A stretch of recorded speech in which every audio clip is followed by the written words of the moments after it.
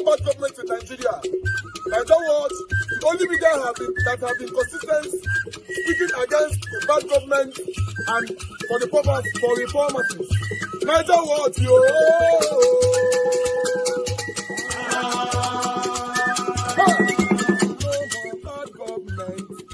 No more bad government. Nigeria what? No more bad government. Nigeria what? No more bad government. The only media that have been speaking. No more bad government. The voice of the voiceless. No more bad government.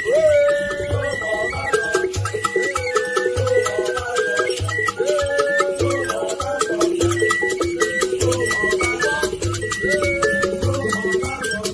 Nigeria what? No more bad government. For the poor. No more bad government. Nigeria what? No more bad government. Nigeria what media?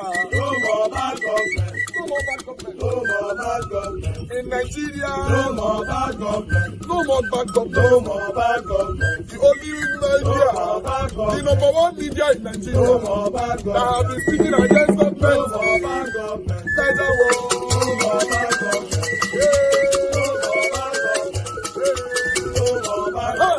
Nigeria what you? The voice of the voiceless. The voice of the voiceless.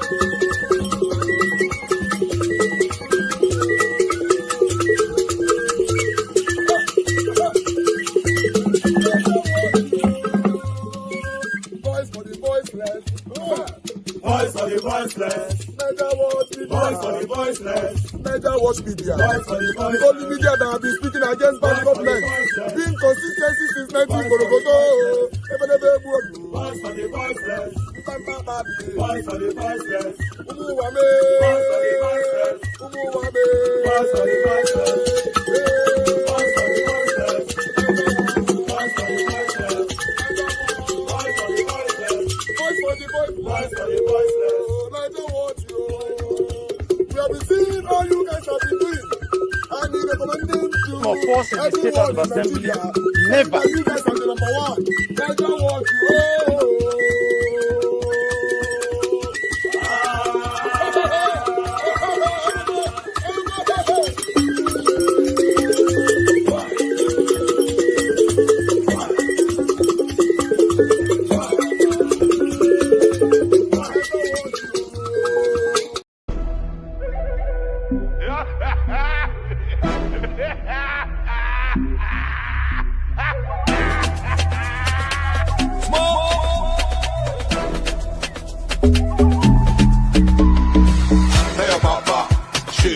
Tell your papa country hard. Tell your papa, she. Tell your papa people they die. Tell your papa, she. This one don't pass jaga jaga.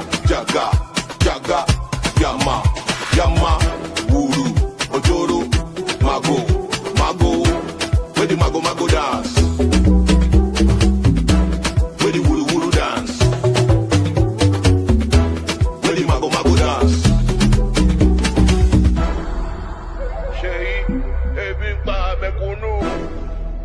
Tinubu, ebi ń pa mẹ̀kúnnù. Ebi ń pa mẹ̀kúnnù. Tinubu, ebi ń pa mẹ̀kúnnù. How far? I swear your papa no try. Too much empty promises. Bala blue grammar. Bula blue wahala. On behalf of Nigerians, take our message to him. Kidnappers, they kill Nigerians. Sheyi, try travel by road without your security. Make you feel the pains of fellow Nigerians. You dey fly private jet.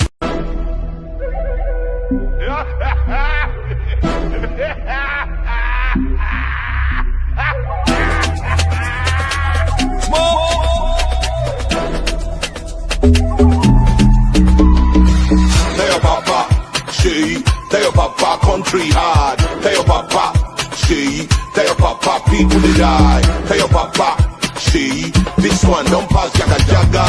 Jaga, jaga, yama, yama, wuru, ojoro, mago, mago. Where the mago mago dance?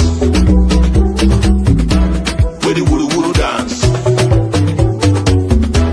Where the mago mago dance? Sheyi, ebi ń pa mẹ̀kúnnù. Tinubu, ebi ń pa mẹ̀kúnnù. Ṣèyí, ebi ń pa mẹ̀kúnnù. Tinubu, ebi ń pa mẹ̀kúnnù. Sheyi, how far? I swear your papa no try. Too much empty promises. Bala blue grammar, Bula blue wahala. On behalf of Nigerians, take our message to him. Kidnappers, they kill Nigerians. Sheyi, try travel by road without your security. Make you feel the pains of fellow Nigerians. You dey fly private jet. Insecurity no be your problem. Nigerians when they travel by road, some of them they face them sentence. Any Oriyo, Odile, Shagamu, Ore, Bini, experience. Make you tell Mr. President, hunger day, you still want make them cooperate. If people they protest, you soldiers suppress them. Removal of subsidy, a bold step they call it. How much your papa don't say since he removed subsidy? Lagos Calabar Coastal Road, 4.9 billion per kilometer, 700 kilometers, run into multiple trillion. When normal road inside town, no get any attention. Even they my don't do us mago. Judiciary is compromised. State of emergency inside River State. Graduate, grab am. Definition of this government. Apapa, Natasha. I go soon shoot in a movie. Wait for it, it's coming. Tell your papa, Sheyi. Tell your papa, country hard. Tell your papa, Sheyi. Tell your papa, people they die. Tell your papa. Well, the self-proclaimed national chairman of the Labour Party, Lamidi Apapa, joins me now in the studio. Thank you for joining me. Thank you so much on for Newsnight tonight. Good to have you. Thank you. Well, it does seem, from all indication, with you declaring yourself the national chairman of the Labour Party, that the Labour Party now has 3 factions. Am I correct? And which aspect of the Labour Party constitution empowers you to declare yourself the national chairman? Well, thanks so much. At the beginning of the crisis, long time ago, when Aburi was first asked to step aside by a federal court in Abuja, later he went to the appeal court. The appeal court lifted the ban. We've been going from one court to the other since that time, up to the Supreme Court level. I have a case at the Supreme Court, even right now. Oh. Still on the leadership issue. Another case? Another case, still right. on leadership crisis. And when this judgment was given, the recent one, because I don't want to go into long stories. Yeah, before you even go into the story, what are you praying? What's your prayer before the Supreme Court? What's your case before the Supreme Court? The Supreme Court, the Edo ward suspension of Aburi. Okay. Aburi was suspended by his ward at the ward level. Right. And that led to the issue of restraining him from calling himself the chairman of the party. And something led to that. There was an allegation of wrongdoing and corruption, whatever. Yeah. And when I took over, the first thing I told those who call the best stakeholders today was that nobody can claim to be the judge in his own case. Allow Aburi to step aside. Let us investigate Aburi. That time, the NSC, the OB, who is our principal, and the so-called stakeholders were backing him. And that time I was being blackmailed, that I've been sponsored, and so on and so forth. I keep on telling them, don't leave the real issue. Let us face the real issue. I'm happy today. The same story, the same song that I've been singing is what they are now singing today. So you feel vindicated? Yes. And I want the whole world to see it, what is happening today. I told them that this is what is going to happen at the end of the day. When you say you have a bad child, and after that claims that person to be a good child, at the end of the day, the whole world will see. We are all the living witnesses today. Now, so you're saying Abure is the bad child? That time, because he was accused, yes. What about now? Even right now, I have never claimed that he's a good person. And I've never claimed he's a bad person. But my own problem is that I handle issues with merit. Right. If you are good today, I will say you are a good person. And if you are bad tomorrow, I will challenge you on that. That's my own lifestyle. And everybody know me for that. So what I'm saying this is because you're asking for where I derive my authority on this at this level. Absolutely. Yes. That authority, I want to cite the authority now. Okay, very quickly. Because when the Supreme Court's judgment ruled against that Aburi should not be called the national chairman of Labour Party, I have a copy of the Supreme Court judgment here. And Aburi insisted that he's still the national chairman of the party. Then Madam Nenadi is also claiming that based on the meeting they held, that she's now the national caretaker chairman of the Labour Party. Yes, so the 29-member. Yes. I now said, among the three of us, if you have 1,000 people, and the 1,000 people are wrong, but it's only one person has authority, that person has authority is superior to others. And you are the one that has that authority? Yes, I have the authority. I will cite the authority now. I will cite the authority. I will cite that is your Labour Party constitution. Which aspect of it? Yes. I mean, you can actually, I'm sure you know it, by heart. Yes, 14. Yes. Article 14. Article 14. What exactly does it say? It's talking about if the national chairman of the party, for whatever reasons at all, is unable to perform his role as a chairman, the deputy chairman of the party takes over. It's automatic. I don't have to derive authority from anybody because the constitution has allowed me to do that. That's the function of a deputy national chairman. Unfortunately, among all the deputy national chairmen, I happen to be the oldest. Okay. Among them, on the list of the hierarchy, I'm the next person to Aburi. So age is a factor too. No, I'm not talking of age now. Okay, because you said you're the oldest. I'm talking of age and hierarchy at the hierarchy level. Okay. On the list of officers, I'm the next person to Aburi, which means I am the closest person to him in rank and everything. So if he has any problem at all that warrants him to step aside, I'm the only person who can take over. It is clearly stated here. And now you have stepped him aside. I've stepped him. Okay. As the acting national chairman.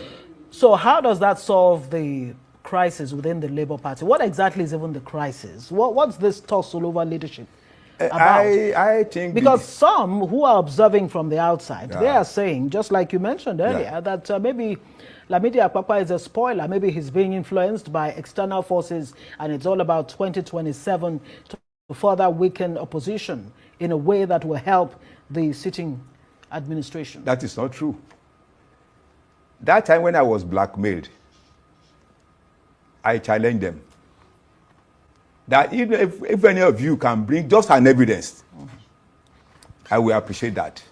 Up to today, they have not been able to bring one. Who is a liar among us? So now that you have declared yourself the national chairman of the party, how does that resolve the crisis within the party? How are you going to go about resolving the issue? Are you, extending the olive branch to the Peter Obi, Alex Oti faction, or what exactly do you plan to do? I intend to What's do the way forward? What cause are you charting for the I party? intend to do that because when the matter has been taken to court and the court said, go back and solve your problem, who solved the problem at all? The first thing we are going to contact is this constitution. And it is only me who can call that meeting. If I call them for a meeting and they believe in me, I think they should respond my invitation. Are you aware that Alex Oti, Peter Obi, they've approached INEC, handed over the certified true copy from the Supreme Court to INEC, and INEC warmly welcomed them? Are you going to be approaching INEC for validation? It doesn't matter, because I listened to what the INEC representative said, that INEC will maintain neutrality.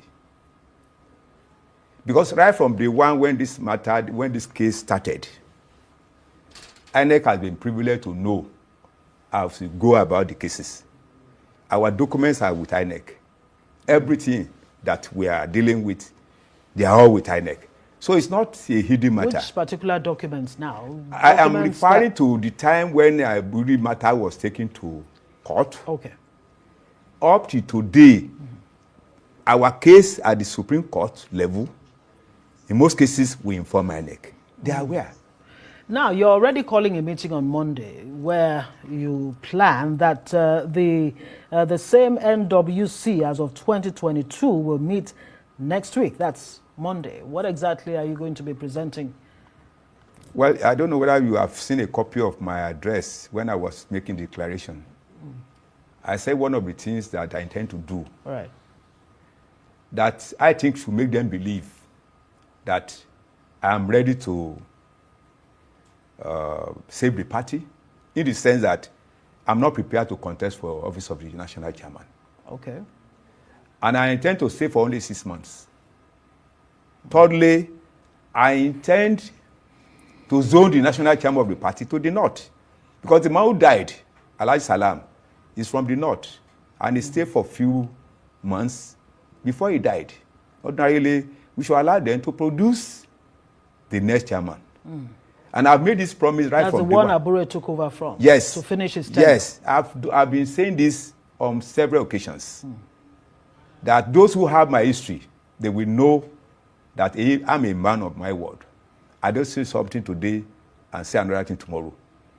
I'm unlike some politicians who will just tell you something white and later you find it to be black.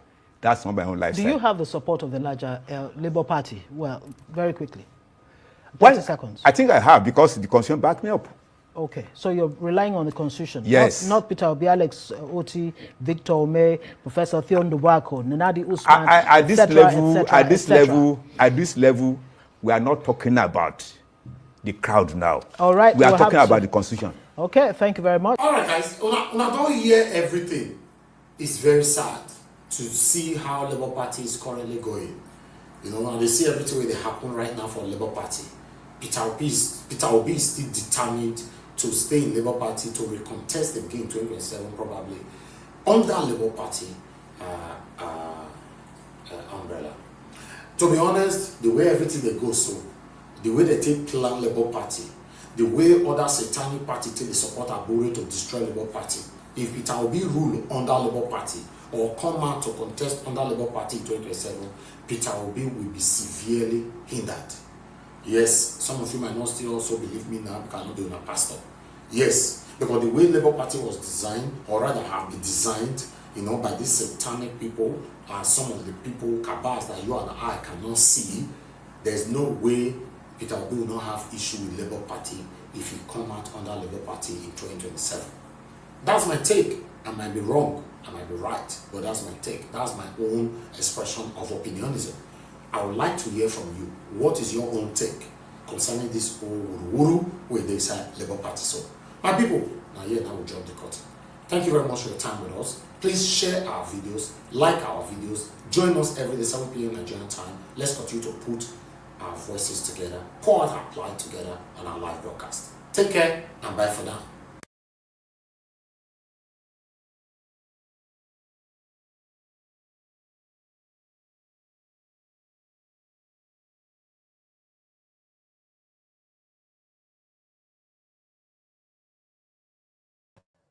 Well, let's begin what's trending on a very sad note in the United States, highlighting the tragic helicopter crash that killed 6 people, including 3 children. The helicopter crashed into the Hudson River on Thursday around 3:17 p.m. near the Holland Tunnel in Jersey City. A Siemens executive, Augustine Escobar, his wife, Mercy Montal, and their 3 children aged 4, 5, and 11 years old who were visiting from Spain on a tour have been identified as part of the 5 out of the 6 deceased aboard the tourist helicopter. Well, a disturbing footage capturing the moment the helicopter crashed into the Hudson River has since gone viral on social media. Viewer discretion is advised.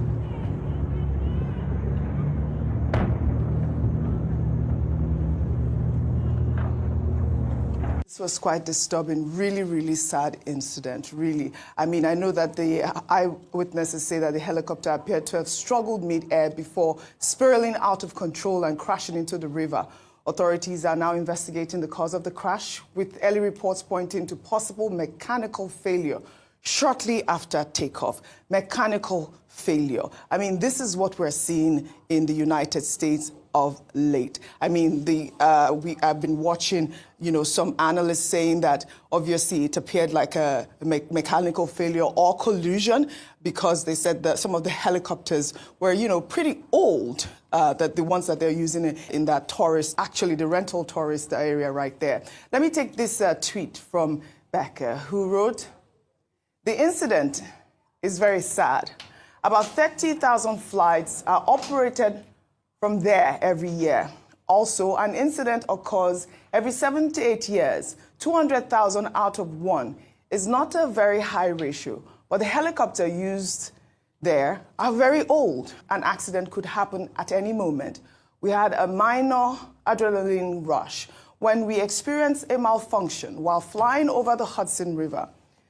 We were very surprised to see tourists being taken on tours with such old helicopters in the heart of America when we boarded these helicopters." This is really sad. 3 young children, really sad. And, may their souls rest in peace. When I saw the story, my heart began to beat again. It was just the same sort of incident that, took the lives of our very dear Herbert Wigwe, his wife, and his son. Malfunction, Rufai. This is completely unacceptable. I mean, very sad one. Goodness me, an entire generation just gone like that. Family, father, mother, children. Very sad one, entire lineage just gone like that. We can only pray for the repose of their soul. But as it comes to issues about, accidents and helicopter accidents, we need to still wait till a very detailed investigation is done by the NSIB, where they can come out with the remote cause of what has truly transpired. And also, I'll be very fair and objective. A lot of people, especially when the Reagan Memorial incident happened, they were trying as much as possible to tout it around the fact that, it was because President Trump sacked people and all that. That's not true. You've always had a lot of incidents in America, even before that. In fact, this year has been one of the least compared to when Biden was in power. So it's not about who is in power, but it's about getting the investigation on to be able to get to the root of the matter and see what is happening there. Yes, the person can make an allusion to the fact that the helicopter is old. Yes, but also the question is, what's the condition of the helicopter? And that's the thing the investigation will bring out. I mean, in countries like Iran, not to say that it's good, they're still flying over 60, 50 years old helicopter. In fact, it was cited as one of the reasons that the former Iranian leader did die in that helicopter crash. But there's also maintenance. I mean, you are also having British Memorial Days, for instance, they still fly the Spitfires that are over 80 years old. It depends on how you maintain them. But all of this we are saying is the realm of speculation. That tweet, the helicopters is still in the realm of speculation until the Accident and Investigation Bureau brings out a concise investigation, which will take a couple of days. We can only mourn the souls that are departed now and call for, more stricter regulations, as regards that tourist helicopter sector in New York. But it's a very sad one, really, and it's a very dark day for America. Really, really dark day for America. Again, may their souls rest in peace. This was supposed to be a fun tour for this family, with the Siemens executive, and then, they ended up dying. Really sad incidents. Again, may their souls rest in perfect peace. Amen. We'll take a look now at a story from Nigeria. On Thursday, the National Broadcasting Commission prohibited Nigerian radio and television stations from airing Eedris Abdulkareem's new song titled Tell Your Papa, which was released on Monday this week. In the song, the rapper criticized President Bola Ahmed Tinubu's economic policies, accusing him of making too many empty promises.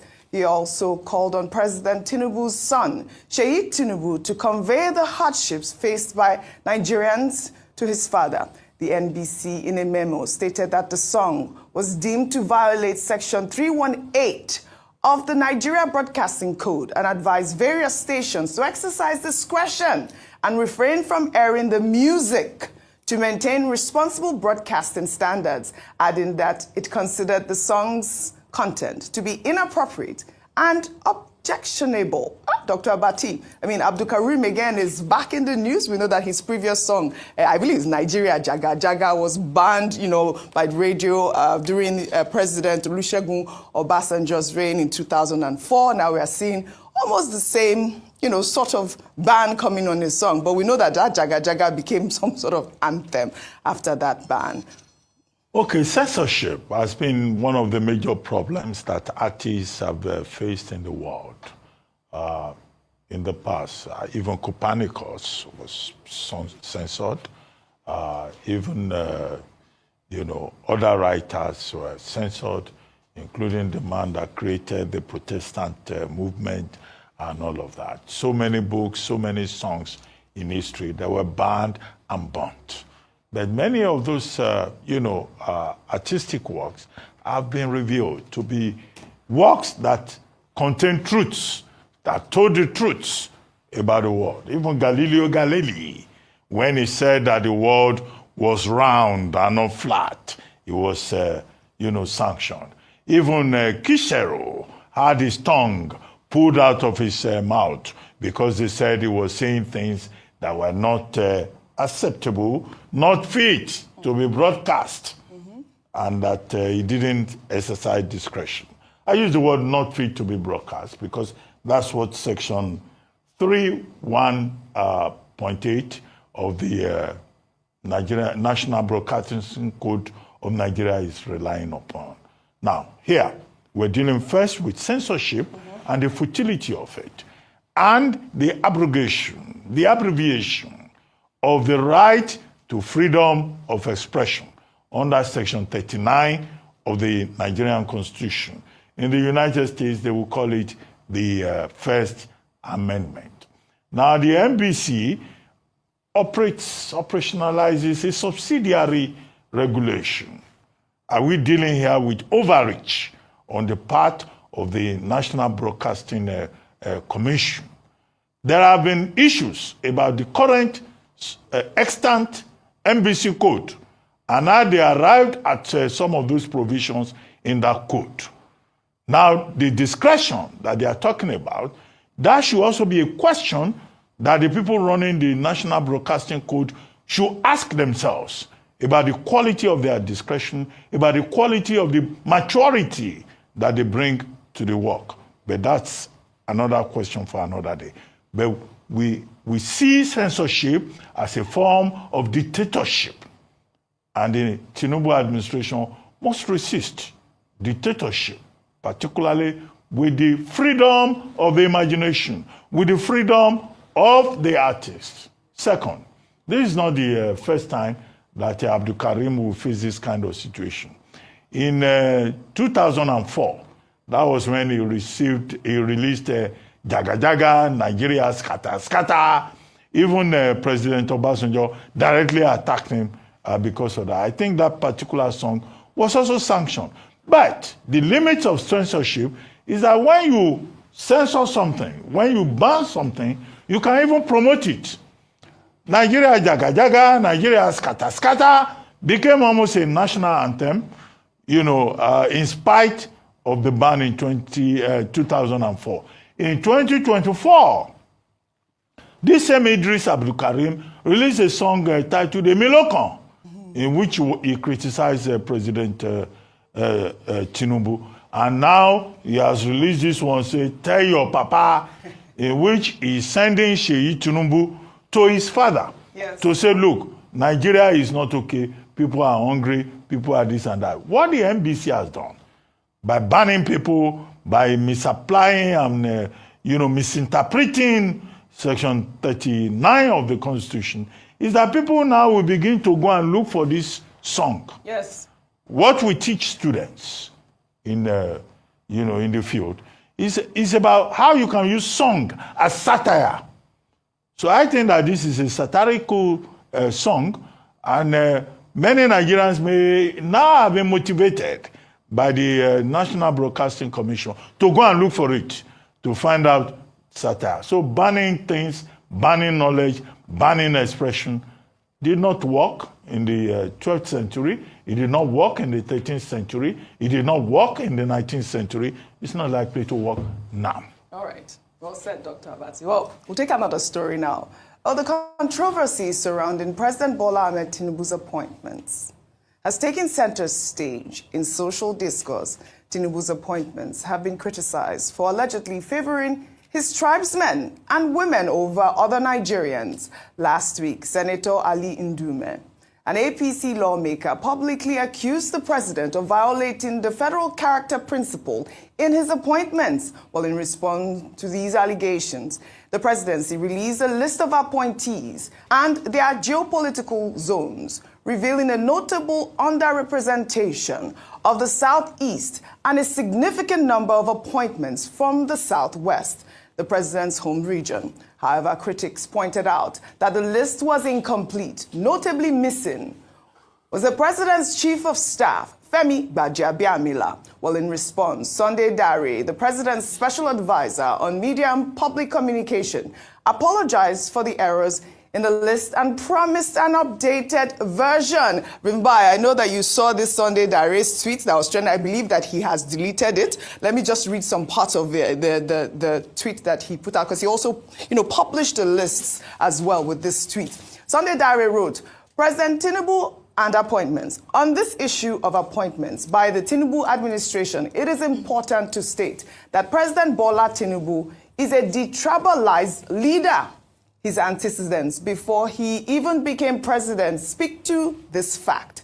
As Lagos governor, President Tinubu populated his government with competent hands, both from within and outside Lagos, not minding which tribe you come from. People tend to isolate new appointments so far made by the president to examine them with a tribal lens, but it's too early to conclude that appointments are lopsided. Tinubu has barely completed 2 years in office. There are plenty more appointments still coming. Well, Sunday Dare, we are still waiting for that list. But let me just, reel out, the numbers of the list that he had published. According to the geopolitical zone, I believe there were about 29 from the Southwest as well. Then we saw 25 people from the North Central, 24 from Northeast, 35 from Northwest, 22 from South, and, 15 from the Southeast. We saw that, that was some of the outrage we saw. Because it did show that, some sort of lopsidedness. But I saw a lot of people from the Northwest, Vimbai.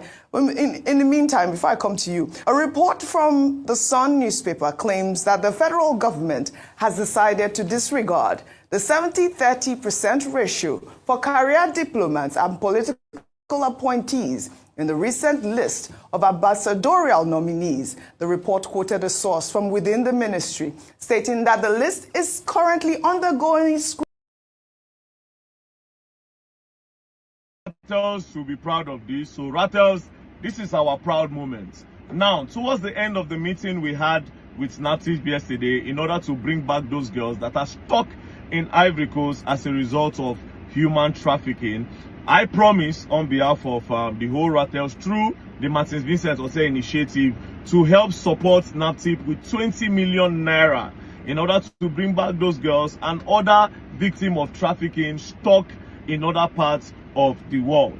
So I promised them 20 million naira, and today the money have been transferred to NATIB. So as you can see, through the account number 13136790008, which is the NGO account, with the account name Martins Vincent Hotel Initiative, the branch that transferred the money 278 Sultan Abubakar, date 11 April 2025. As you can see, the account that it was transferred to is Info NATIB Donor Partner account, and the description is donation to help combat human trafficking and rehabilitation of trafficked Nigerian victims. So as you can see, the amount is 20 million naira transferred to NATIB on behalf of Rattles and the Martins Vincent Hotel Initiative. Yes, on behalf of all of us, because now I contribute that money, we make that money, did that account. Now, I had to do this because I needed to do it. NATIB are charged with a lot of responsibilities with a little funding, which is very, very sad. I'm telling you, which is very, very sad. Now, I want to give a special shout out before I say what I want to say. I want to give a special shout out to the Nigerian community in Ivory Coast, because they contributed a lot in bringing thousands of girls back to this country. They have contributed a lot. And also to the Nigerian embassy in Ivory Coast. The only problem they are having there is also funding. They can do a lot, but there's no funding. So I also want to urge the federal government to also try and fund the Nigerian embassy in Ivory Coast, and also support the Nigerian community in Ivory Coast, because they are doing a lot for those girls. They are doing a lot for those girls. So this money is going to go in, like I said, to help bring back other victims and these girls that I was opportune to meet. That being said, I really want to also urge the government to put a pressure on the immigration to help us with our borders. Every day, over 200 girls, over 200 boys leave this country. Every blessed day, they leave this country. It is scary. It is very, very scary. Your male son, your male child can be coming back home today, they go carry on. Your female, your child, your girl child can be coming back home, they go carry on. Do you understand? And who do you run to? We know if we charge all this stress, we cannot put all this responsibility only on NAPTIP. We all have to work together in order to make this country great. Do you understand? That being said, trafficking is not only when they carry the person leave Nigeria alone. Trafficking still they happen interstate. They are interstate trafficking, where they move a child from Abuja to Lagos to go and do hard labor. And you don't want to know what happens to these children when they leave their home. A lot of time they use these children for sexual pleasures, which is very, very sad. Do you understand? They carry all this as low as 10, 11. I can't even say the age because it's doing me somehow. It's irritating me. Do you understand? We need to put hands together. And also the federal government, all these children where they're for road, they beg. Please find solution. Please find solution. You are driving on the road and you are on the hold up. I've been hold up. You did traffic. Next thing you go see small picking, they knock door, they beg you. Let's see, those are the victims. Those are also victims of trafficking. Traffickers, those are also traffickers' victims. Sorry, I know if you talk where the vex, they talk with you, and I don't want to sound rude because I'm going to cost people. Do you understand? It's annoying. All those small children, they carry them. Sometimes, and then you see, say they remove their organs. Sometimes they carry all those girls, keep them in a place, wait for them to grow to the right age, and then start doing baby factory from them. All those women, all those girls, they'll wait, make them mature, they'll feed them when they don't grow, they'll start use them for baby factory. They'll give birth, they'll collect the child from them. This whole thing is a big problem, and the government needs to start paying attention to it. Please, we need serious policing on our borders. Please, immigration only rights to the check, only rice, only contraband. The one I go gain from inside. Rice, contraband. Hey, this is contraband. I go seize rice. When I go seize food stuff. When I know they even check who they come country and who they leave country. Children, they go. It is scary. The government needs to do something about this. The government needs to do something about this. The government needs to do something about this. Please. So hopefully those girls will be back in Nigeria. Hopefully. And shout out to the Nigerian embassy in Ivory Coast, and shout out to the Nigerian community in Ivory Coast. Thank you very much. God bless you. And we will continue working together in order to protect our girl child. And not just our girl child, even our children generally in Nigeria. So a lot of them say, I say them, the boys, they carry them there and they use them to go and beg. My God. I don't just know, man. You talk now, they'll say they talk rudely. But there are a lot of names that I want to call. They're supposed to do the right thing. They will not do it. I don't know. Anyways, 20 million have been sent. Thank you to the Rattles. And account number have been dropped also on that. When I know our account number, when I still want support, when I feed one. You understand? The account number did the screen.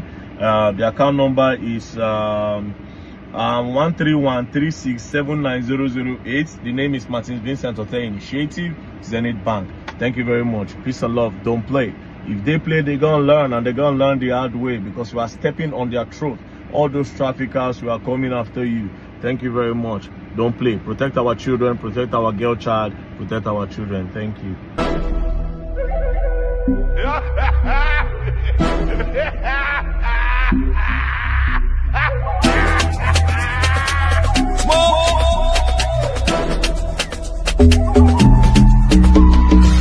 Tell your papa, she, tell your papa, country hard. Tell your papa, she, tell your papa, people they die. Tell your papa, she, this one don't pass jaga jaga, jaga, jaga, yama, yama, wuru, ojoro, mago, mago, where the mago dance, where the wuru dance, where the mago dance.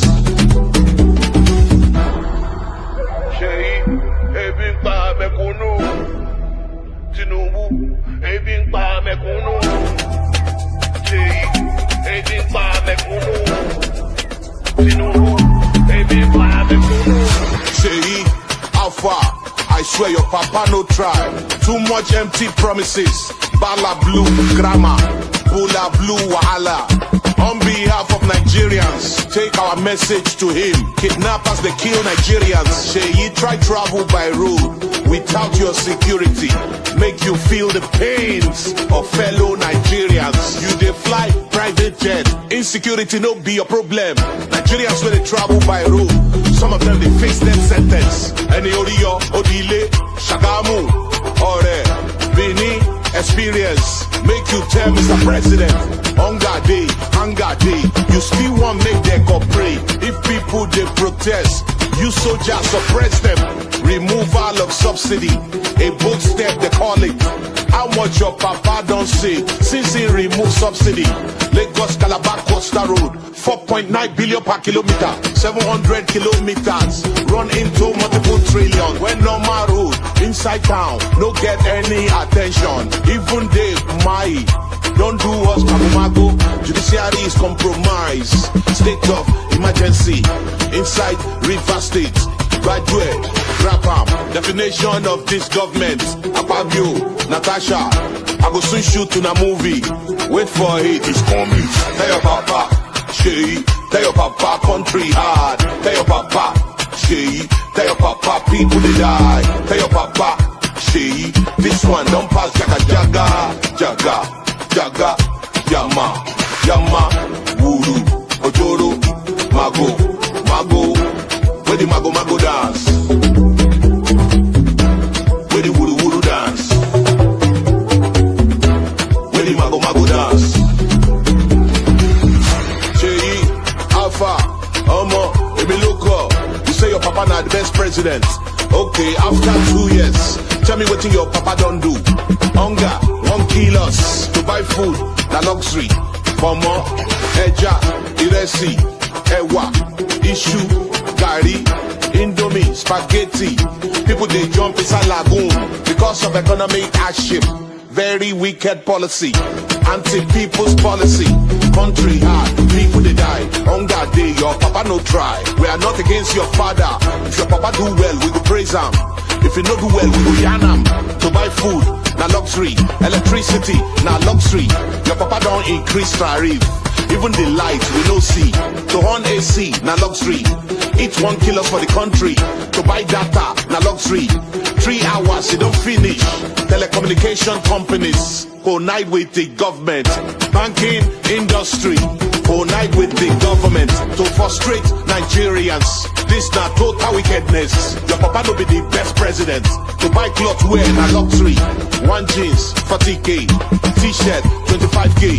Ozu go, Ozu come. Body no be firewood. Parent work every day. They still no fee pay school fees. Inflation for the nation. Nigerians no fee function. Shout out to very dark black man. Continue to do what you do best. I hate you. Hey, Jay, tell your papa, your papa, tell your yeah, papa. Ladies and gentlemen, good morning, good afternoon, good evening to every one of you. We don't come again.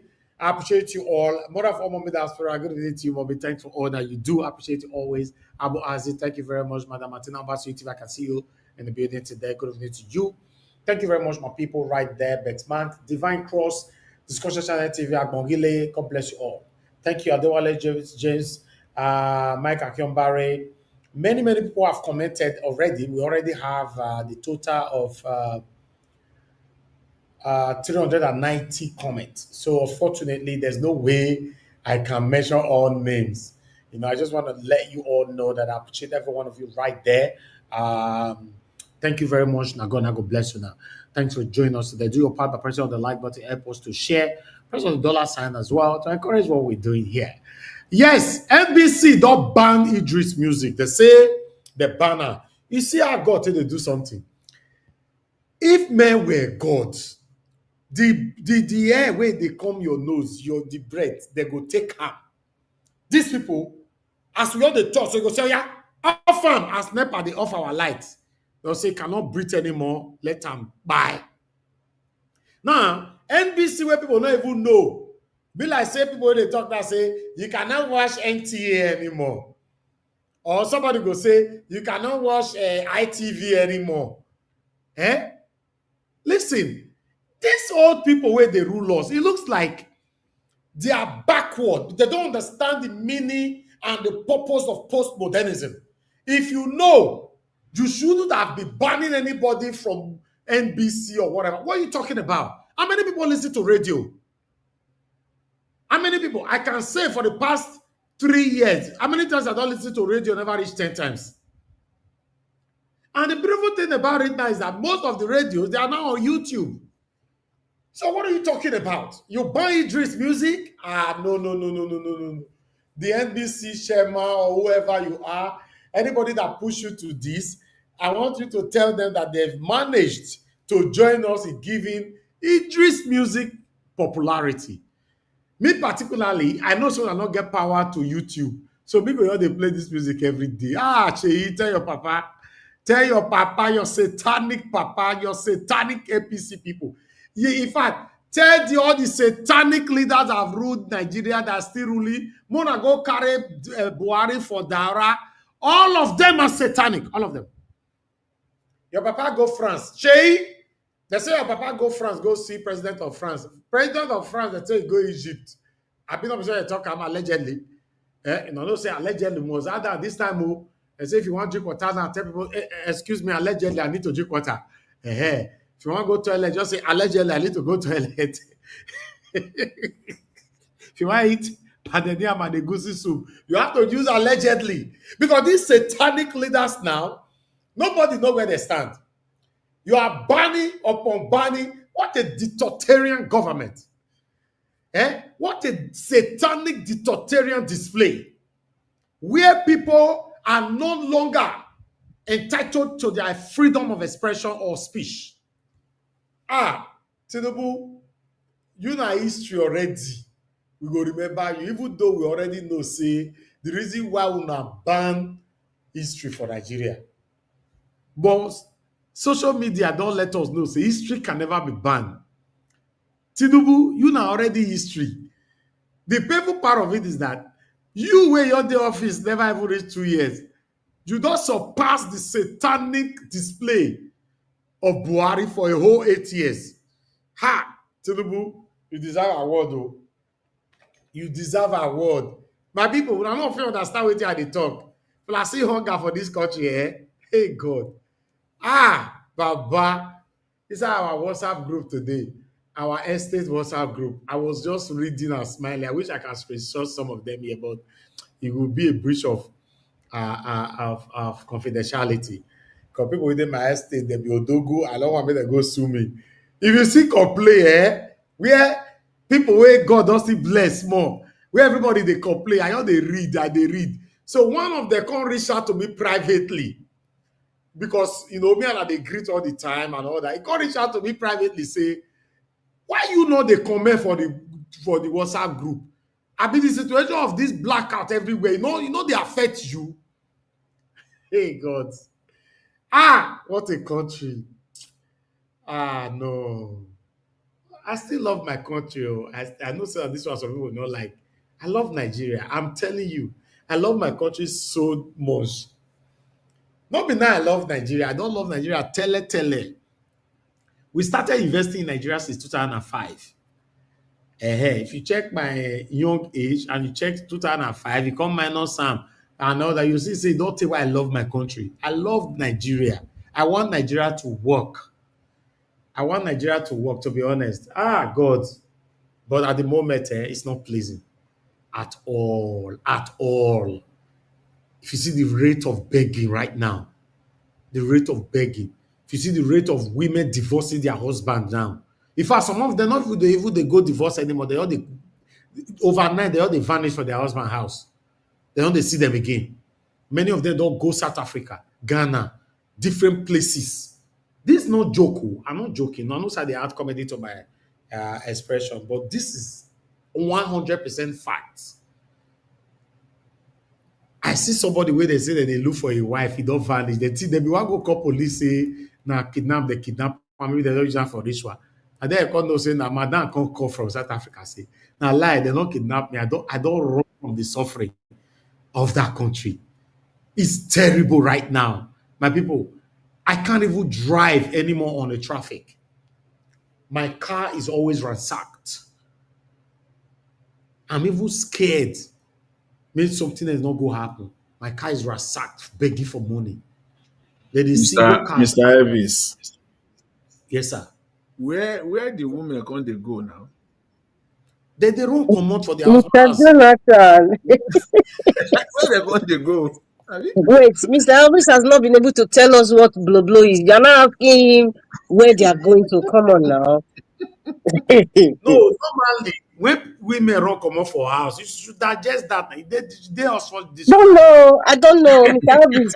You have not explained the first one for how many years? Is it this one you want to come and explain? God. Wow. No, to be honest, Mr. Jonathan, this will not be joke. If you see the situation of this country now, man cried out, koro eye, say my wife, they don't kidnap him. Wife can't read later call from South Africa say, not because now they kidnap me. I run out of this suffering. I'm out forever. And the funny part is say he leave 2 children for the man. The country is terrible. The country is terrible right now. Country where husband don't they use their wife, don't they go they beg another man money. Sorry. Country where mothers don't they stop men where they teach say where to do. Say, I have a daughter for you. It's terrible. Telling you guys. I don't know if you understand. Country where people are now robbing on the broad daylight. Right now. No light. As I talk to you, so no light. You know, say when I talk this no light, it will be like say I do just exaggerate. In no day. You want make I carry my laptop, make I carry and go outside, make you hear generator, the TAE for outside. I never see blink of light now for the past maybe 12 days now, 13 days. You know, for high bro area. And about AI day, bros. This estate where we day so, not be by God's grace, be ordinary people there here. In no day, even Nepal man they tell us 3 days ago, say this country is gone. A Nepal man we go complain. He said this country is going. He said you guys can never understand. There are things these people know that they don't want to talk about. It's just like we blaming the NBC who banned Eedris. No, there's order from above. Who told the chairman there or the director there with immediate velocity ban that music? You say yes, sir. But if you check that person, the director there or chairman, whoever they be for there, he not be there in mind. But you got to follow the order. That's the situation we find ourselves right now in Nigeria. NEPA, they tell us, we went there group, say this country is gone. He said, you guys cannot understand. We're in trouble. We're in big trouble. As I talk so now, generator they use. Because my solar now, once it don't reach 5 p.m. now, you not get power to move again because now sun. Now they carry and reach. Normally, if light the day, light will charge all the battery up to 100%. If you carry it throughout the whole night, you know day again like that. Even the solar they hungry. So that's why you only need to exchange, go change. So everything is bala blue. Now somebody they tell me say they buy Eedris music. Tell me what Eedris talk for that music will be like. All the satanic people they support APC when they listen to me now, not so na day here. Tell me what Eedris talk for that music. What be life for his side? Now go push and now enter his success. Now so now push Dele Faro to me. Now push and Dele Faro to me can become a book can finish for chef. Everybody can go to buy a book left and right. That's the same thing you guys are doing now. We have a long way to go, man. It doesn't look like we are going to rescue this country anytime soon. I'm telling you. Unfortunately, people might not like what I want to say now. 2027, Tinubu have between 70 to 95% of coming back. I'm telling you. So if for any reason Tinubu can be removed, it's very, very slim. Between 30 to 5%. It's very, very slim. Very, very. How? I want somebody to show to me. Okay, you want to tell me say Peter Obi want to remove Tinubu? Under the same satanic Labour Party where the ball blue way, you see Apapa don't come from one corner now and say, I'm not the national chairman. So now they do all this wuru. Since 2023, they come. Wuru, Apapa, they beat them, they remove cap for head, they do this one. So you see carry all this theater start 2027, right? I beg, let's be realistic with our thinking, our belief, and our submissions. Let's be realistic.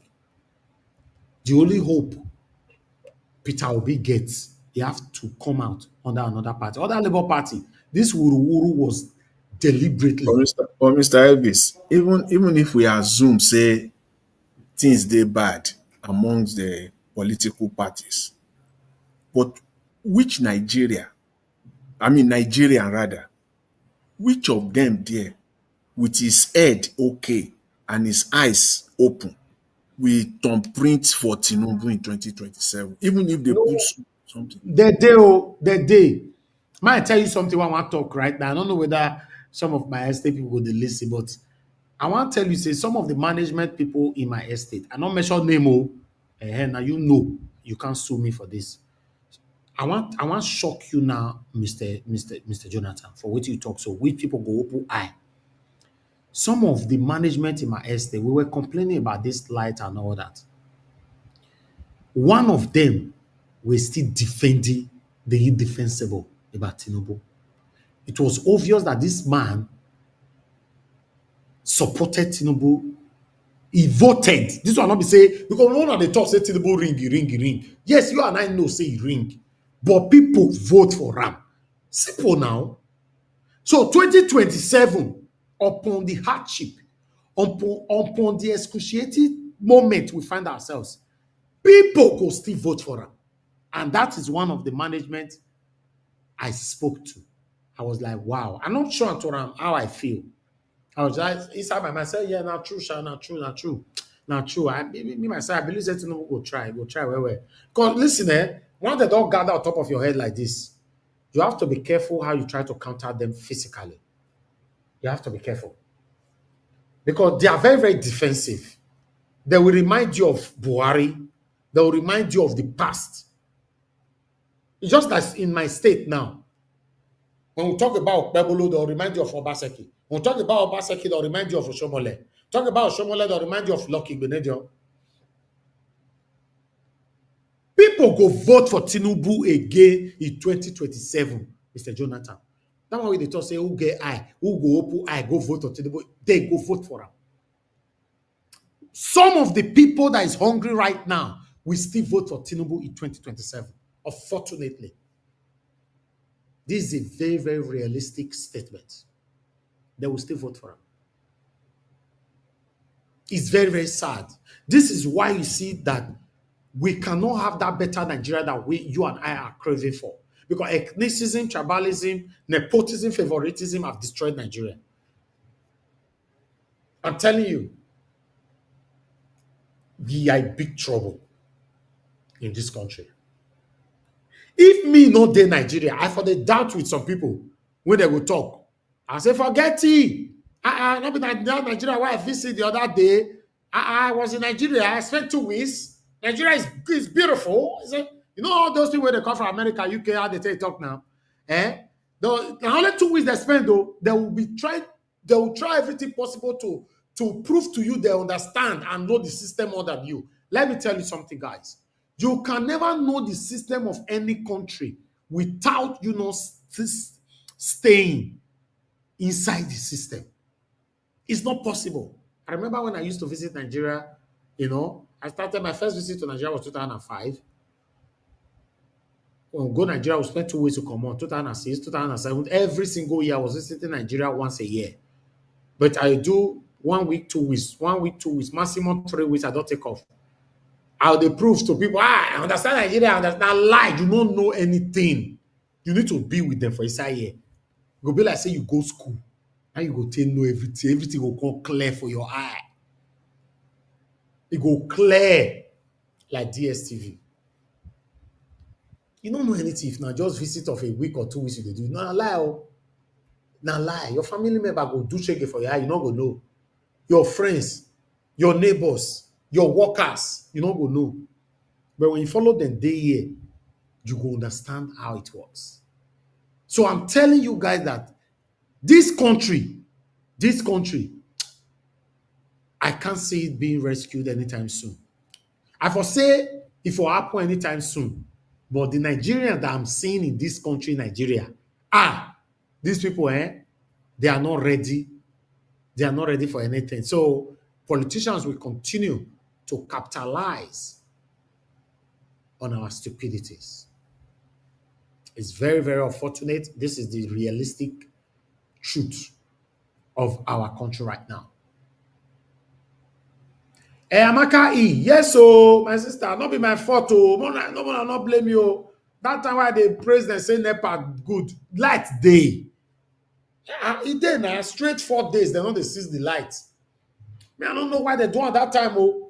So I can't tell you now for you say, they don't they blink my light. Me don't know, say they go verse for that statement why I thought say they don't they blink my light. Now they your verse. I go say, what you worry this boy? Why you go tell people say no, they off your light? They are your verse. As we all they talk so now, no lights. You know, my sister Amaka, see the situation why we find ourselves. I know say 1 or 2 now will say, what do they do for them? Come back home. And I know this is my primary home. It's my primary home. You cannot leave 1 or 2 investment for the people here. You listen, you won't understand. You will never understand. Some of you might though. You might. And Nigeria will say, maybe person build us for you. You go to build your own, you go to build your own. From your own pocket, your own pocket. You'll get business for a year. 50 customers go patronize you a day. They go declare only 20 for you. And I know that's this country, the problem of Nigeria is not just the government. The country is gone. The problem is huge. Very, very huge. Very, very huge. And people, we can allow other people when they talk. I don't tire. Maka, not my fault, my sister. This situation is terrible, man. It's terrible. For those of you now where they get $5,000, say one visit Nigeria, make we run, go, run, come. You know, go reach you. Because that $5,000 now there you go buy ticket. I don't know how much now they buy ticket for dollars. To buy ticket now to come to Nigeria from UK, economy will not be less than £1,000 if I'm not mistaken. Right? Then you can say you want to do how long? So you get house and you go to manage the ish Abakaleke rice. Not try and go eat basmati. You eat Abakaleke. I don't know how they pronounce it.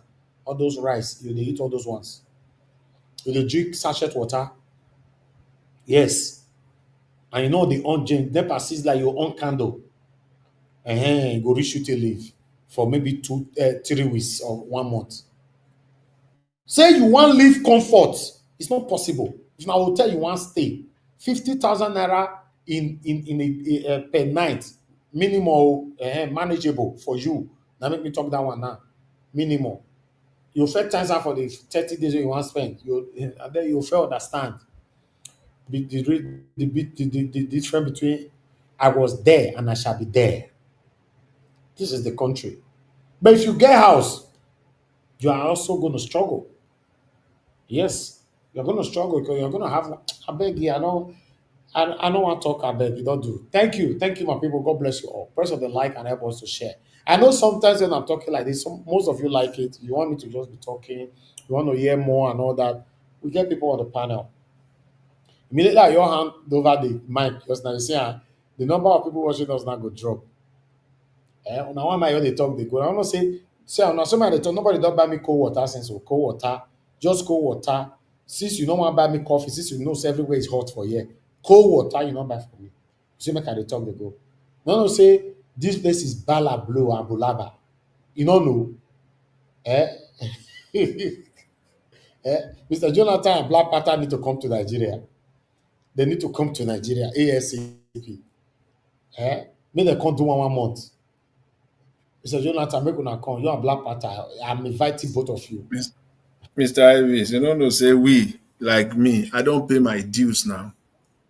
You know, if I tell you, see, if I tell you my own, you know, side of it in Nigeria, I understand your position with, you know, if we see, I will just say only this portion alone, only this one. I will leave the rest so that this portion alone will give you an idea of what I'm talking about. See, when dollar in 2013, 2014 was 200 naira to $1, 200 to $1. That was the time we, you know, someone like myself went to Nigeria. Look at dollar at that time. Dollar at that time. Convert to $200,000. How many years when you don't come Nigeria? It was, I was in Nigeria. No, it's not too, for me, as far as I see it, it's even not too wise about, I was in Nigeria in 2021, you know. Okay, 2021 was, you know, 2021 was, see that time I'm telling you, put $200,000 down that time, 200,000 US dollar. So when you say somebody will put, when you have a business, 50 customers will come, they will declare 20.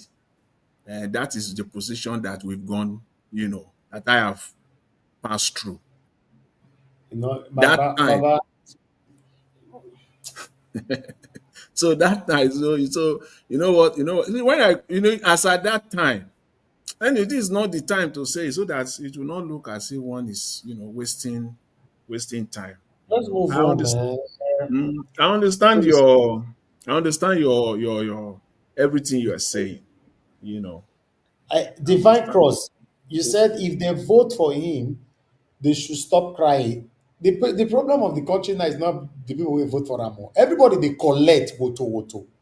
Not be only the people who vote for him they cry now. Everybody. We they tell you say our WhatsApp group. You know people where they by estate. People are complaining. People are jackpying out. Them, their wife and children. They are you don't understand. Now Jagaban they position a part they give out to everybody. Everybody they collect. This country. Kai. Well, Mr. Elvis, there's a lot of people who are still doing lavish parties. This guy in Abuja, Okubana, that is this weekend, you see the number of private jets that have landed in Nnamdi Azikiwe Airport. It's ridiculous. So sometimes when you see these things and when you see what's on social media, it's like, okay, where are they getting the money for? The best way you go mention in is Cubana. You know, those ones are top first class now. Because what we are saying and what you are saying, or from getting information from people like you that in Nigeria, is doesn't really match what is on social media. Because a country that is suffering, you want to see people do parties worth hundreds of millions of naira for just a weekend. Today na Friday. If you get any body for Nigeria right now. Tell them make they carry camera go at least 10 lounges. You know, see parking space. Mr. Today, Elvis, we're back to blow blow and 3310. people are in the different lounges now, pressing blow and drinking 3310. As I dey talk to you so. With other people's wives and daughters. Minus I'm telling you, people are it's doing it it's now. it's Yes. disgusting. I'm telling you, a lot is happening right now. It's terrible. A lot is happening in this country. I don't know how I want to survive them. If you go any lounges now, you don't go see parking space. Then you they ask yourself, not be the same country where they say suffer day. You know they. But those people, what's their percentage compared to the majority, though? Yes, that's true. That's true. But if you look at the smaller percentage that you are talking about, that's enough for the government to think that they are just complaining, they are fine. They are just complaining, they are fine. That's why they are not taking us serious. No parking space, no seat to sit. I think I need to do this for you. You know, I'm not the person when they go out. I need to do this for Una. Might do secret investigative coverage for Una. Please do it. We need it. My can show and here, no space. You will begin to say, you know, in the same country where they say, you know why? 90% of the people where they inside there with no space, so they are criminals. I'm telling you, either they are Yahoo, they are the ones stealing your money when you say they build house for you. They are the one adding to prices of things that are supposed to something of 50,000 or tell you is 100,000. One way or the other, they'll be tiffy. Those are the kind of people that can never tell you the truth of the right price of anything. Weekend like this, you will see plumber they beer parlor they drink with two women. They press below. Plumber.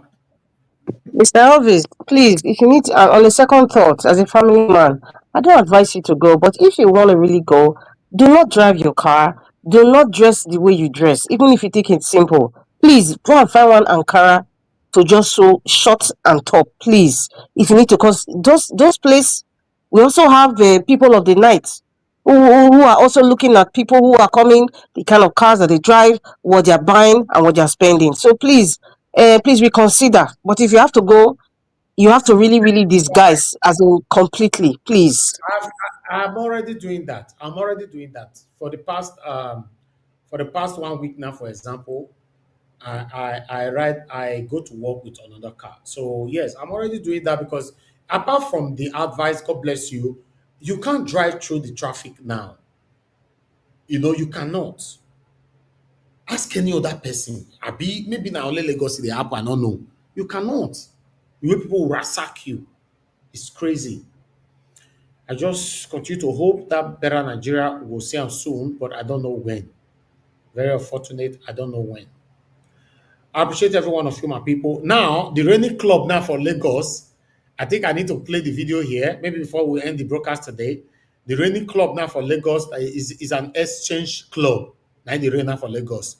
That club, Friday, Saturday, you need to register. You know your fee of drive, go there, enter. You register. You go there with your wife. Then you go home with another person's wife. Another man will go home with your own wife. Swingers. You know, say normally. You said what? Yes, swingers. That's swingers. Swingers, yes. You know, say normally that they do it Oh, secretly before. wow. It will not be secret Hey, anymore. You God know, say have mercy. you don't tell where they happen for Lagos, but now secret that they do it before, but now no secret anymore. So Wait, are we then turning to Sodom and Gomorrah? I don't understand.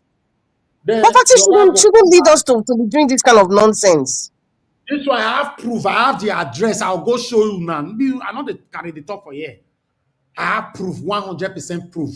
I even have a video I supposed to Yeah? play here. You know, I Now, will play. wow. It's happening. Then the next morning, the husband will go pick their wife, do their exchange, or they go ask the wife going to tell the husband for his car how they take press the blow. While the other one going to tell the other one say I ain't jig the 33.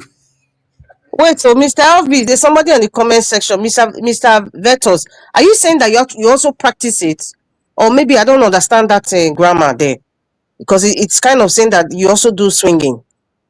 But you know what? It's a whatever anybody will do in their life is personal. But you know, this is not something that our young ones should be thinking that this is how to live. I'm Because we are telling you, talking about a lot of STIs going on, a lot of diseases. There's a lot they of don't hide, things that are just spreading round. I don't know. I really don't know. they don't hide it anymore. I'm telling you, it's crazy right now. Then What what's the is happening? purpose of getting married? What's the purpose if you know that you want to do blow work or midnight work? Just there's no what's the essence of getting married? If you know this is what you want to do, just get a swingers club and be swinging yourself. Instead of it's like you are decimating the institution of marriage. What's the purpose? What's the kick there? I don't get it. It's crazy. I They don't are get what is the prioritizing. purpose? Because of money? Because of money or proposition or contract? Anyway, what's the name of that guy in Guinea? The one that was going around with almost every big man's wife in Guinea. I've forgotten which country. Maybe that's what they want to practice now. Maybe in public right now. Nobody's hiding it anymore. It's really crazy, and we really need to talk about this seriously. It's not a joke. It is not a joke. Because Nigeria as a country is going down, our cultural values are going down, and even the moral psyche is going down. The moral psyche is going down, and we just think that, oh, it's not affecting me because I'm not there. We need to speak about it. We need to talk about it. Even the churches are part and parcel of this nonsense. Nobody's talking about it. It's very, very sad. It's very depressing to even think that Nigeria has gone to that level. Where is the Lagos state government? If you know that you are so culturally savvy and want to uphold our culture, those kinds of things, is it good for a child to be saying that? That's why even the so-called abroad, they do those kind of things very private, very, very discreet. For them to even do it in public, and there's a known club like that, I don't know. I really don't know what's going on. And I retired, they don't even hide it anymore. That's the problem now. It's terrible.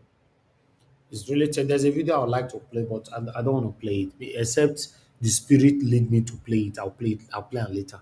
Thank you very much, Margarita. Like you have the floor.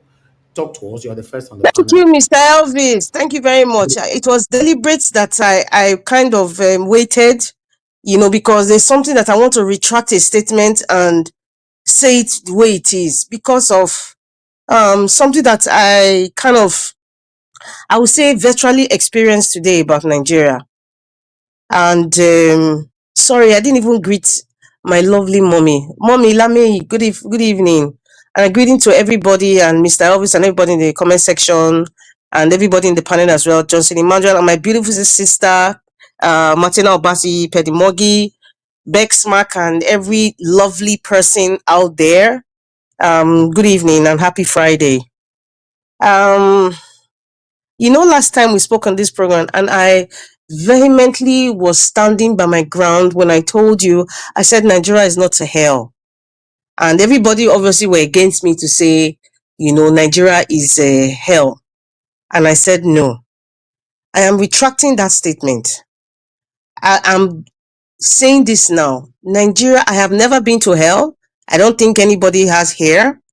But from what I experienced today, if there's anything called hell, where there's pain, sadness, tears, and red oil that continues to flow, and they call that hell, I think that's what Nigeria is experiencing today.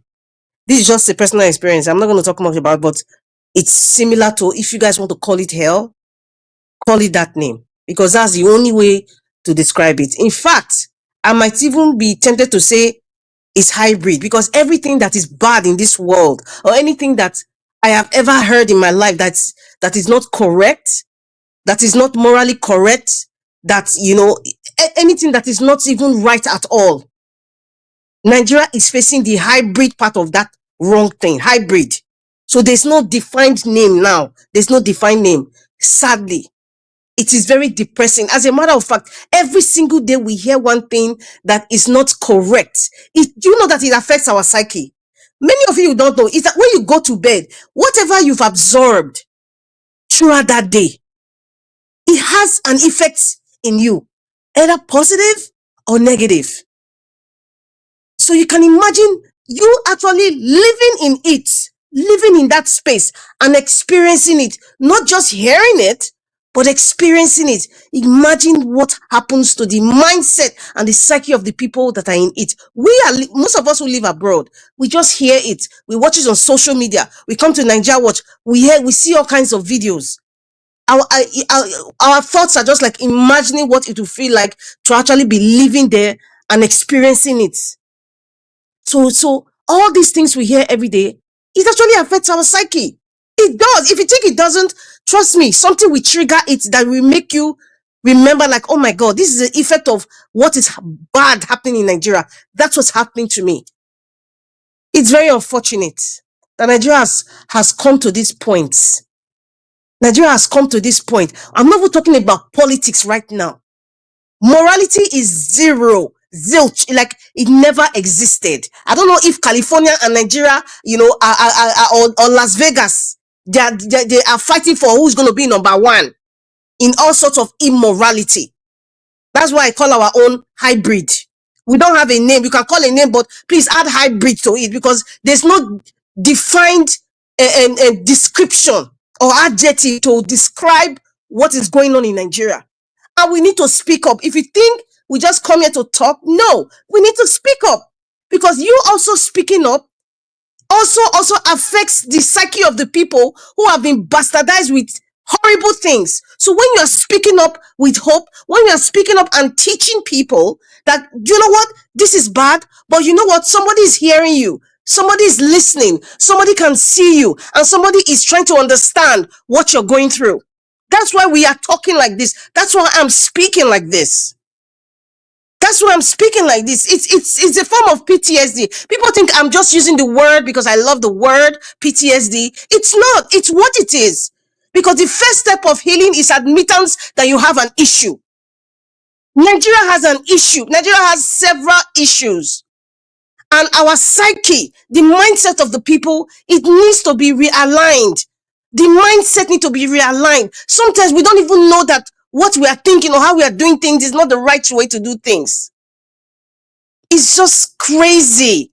It's crazy. And people should not stop talking. If anybody is saying, all of now just come here and also talk, and they speak English, they come here to, I will keep speaking. Everybody, you should know, I can never be gagged. If you want to gag anybody, I can never be gagged because I will speak when I need to speak to any issue. Because the only person that I have an explanation for is the Almighty Creator, not you. So I will keep speaking. You can call me names. You can say she's talking like a parrot. You can call me anything. See, all those things don't move me. You're just giving me more fuel to speak more. So we should all speak out to the things that are wrong in our society. Just completely wrong. This is just Lagos now. Do you know how many people are having HIV, hepatitis, and it's spreading around to underage children, adults, husband, wives, even children? And people just think it's just okay. You see people wear Ashebi, go to an expensive, club or expensive hall, and they're spraying money. Or you have a lot of private jets, and people are just living lavishly. And you think that's what it is? There's a whole lot going on behind these things. All those are just very fickle. It's like a mirage. It's just rubbish. It's just rubbish. It's very sad. Look at this guy now. If I let me even start with this man, the one with the, I don't know, the native doctor, because he looks like a native doctor. The native doctor is even more refined. I don't even know, maybe a hybrid of a different kind of native doctor. The ones that call themselves, I don't know, when white and white. It's not that he's going to dye his hair white to match what he's wearing, and he feels that, oh, I've arrived. I'm an imposed chairman of a political party. What's the meaning of that? You want to come and be a spoiler? How much have they given you? At his age now, looking at this native doctor, he should be playing with his great-grandchildren, playing with them, probably in an old people's home. But here, what's he coming to do here? What is he doing for his generation right now? You're almost quarter. You're in the quarter stage to go and meet God. Look at what you are doing for the ones that you have left behind. Is it right? You not give people room now to be calling you all sorts of names. Native doctor. white rabbit, all sort of name. You deserve it because that's what you want to be called. What is the meaning of this? Pa Debanjo, may you rest your soul. May God rest your soul. I mean, may God rest your soul. Because those are the kind of old men that comes out to tell people this is what you need to do. The power is in your hand, not these miscreants that look like white rabbits coming out to be fighting for a political party because you want to be a spoiler. How much did they give you? To what end? How much? Or to just is this what it takes to just be popular? To be on Arise TV? Is that it? Or after that, what next again? Look at Abdulkareem now. Just take a look at this man. Listen, whatever you face in life, the more people go after you, they are just a stepping stone to your greatness. That's what I see. The same thing with Natasha. All the attacks she's getting is a stepping stone to the great woman that she's going to become. You know, whatever you face, they say, it becomes, it kind of defines who you ought to be. So whatever Natasha is facing today, it has defined her in so many ways. She's becoming the woman that God has created her to be. Same thing with what we see now with Abdulkareem. The more that they are attacking this man, they are carrying him to his greatness. His name will not be popular. People think he was irrelevant since the Jaga Jaga. They say, oh, one-hit wonder. He's not a one-hit wonder. We have another one that is following one legislative rat going around the place. Who is marrying who? I am Idibia. I am this and that. This is a serious musician. This is a serious man that is conscious. Consciousness. We need conscious musicians right now in Nigeria. We need conscious musicians right now. And that's what Fela was doing. And so many other artists like Fela's at that time. Miriam Makiba, she sacrificed that. Exile for years. Even if they want to, this guy right now, see, let me just tell you something. You see the NBC, I think the NBC, they are still in the military junta, era. Because all we see now, I've spoken about this before. Nigeria is still operating under the military junta era. The difference is they all wearing Agbada right now. And they all wearing unity face, cap knitted to say, I am up for democracy. That's what's going on. They are wearing French suits. They are wearing nice suits, Agbada. But we are still, in fact, this is a hybrid military junta system of government we are going through. You see it in the way they attack people, the way they ban people. What is happening now with Eedris is exactly what the military will have done or has done in the past with so many other artists, with so many other people. It's just because of this era of social media, the NBC hasn't realized that radio right now, you can have your radio on your phone. Everybody has there are gazillions. There's a plethora of radio apps. There's an app that has I have this app like every radio in the entire world. I'm sure many people have it. You can pinpoint anywhere, even the most tiniest nation in Antarctica, you will find a radio station that you can get it on your phone. So even if you don't do that, Abdulkareem has his social media following. There's so many social media platforms everywhere. The NBC is irrelevant now. Very obtuse-minded, very primordial in their ways. You just feel like, oh, let's just do. Listen, the generation of the military, the people that suffered during the military junta, they're all phasing away. The kind of generation we have now, they're high-tech. Nobody depends on even TV anymore. Nobody depends on TV. Even the TV stations here now, they all have app. They're all having stations like Roku and Hulu. They're going digital. Nigeria is still doing the NTA, NBC. They want to ban this guy. It's just a waste of time. And I heard that Serap is giving them 48 hours to retract the ban. But at the end of the day, I retract you unless you go to jail, but you go to court. But who owns the court? Who owns the court? Mr. Elvis, I would like to pause here. I'll come back in next minutes.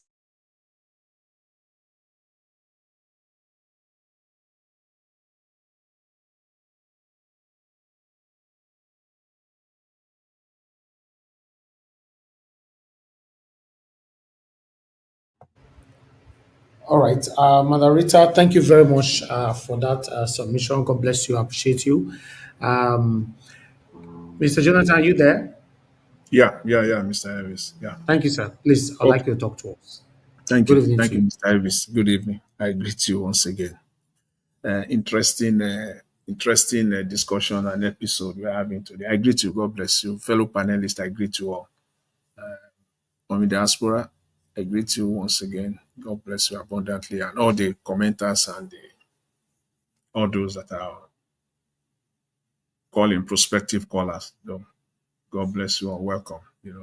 Madam Rita, where you stopped is interesting. I have a very funny story there.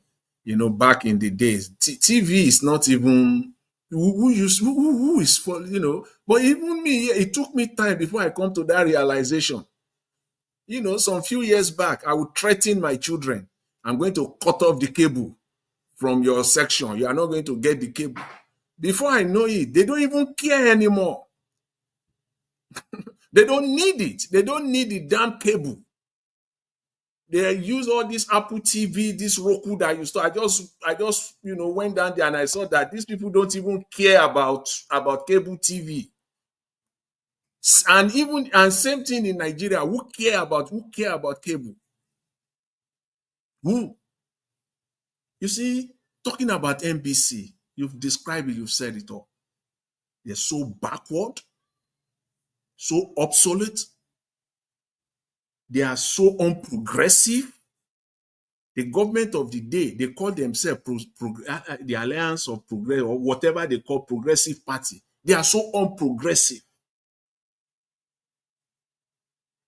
They are so backward in their operations that they are still thinking, see, they are not even thinking of 20, 30 years ago. Their mindset is that of 100 years ago.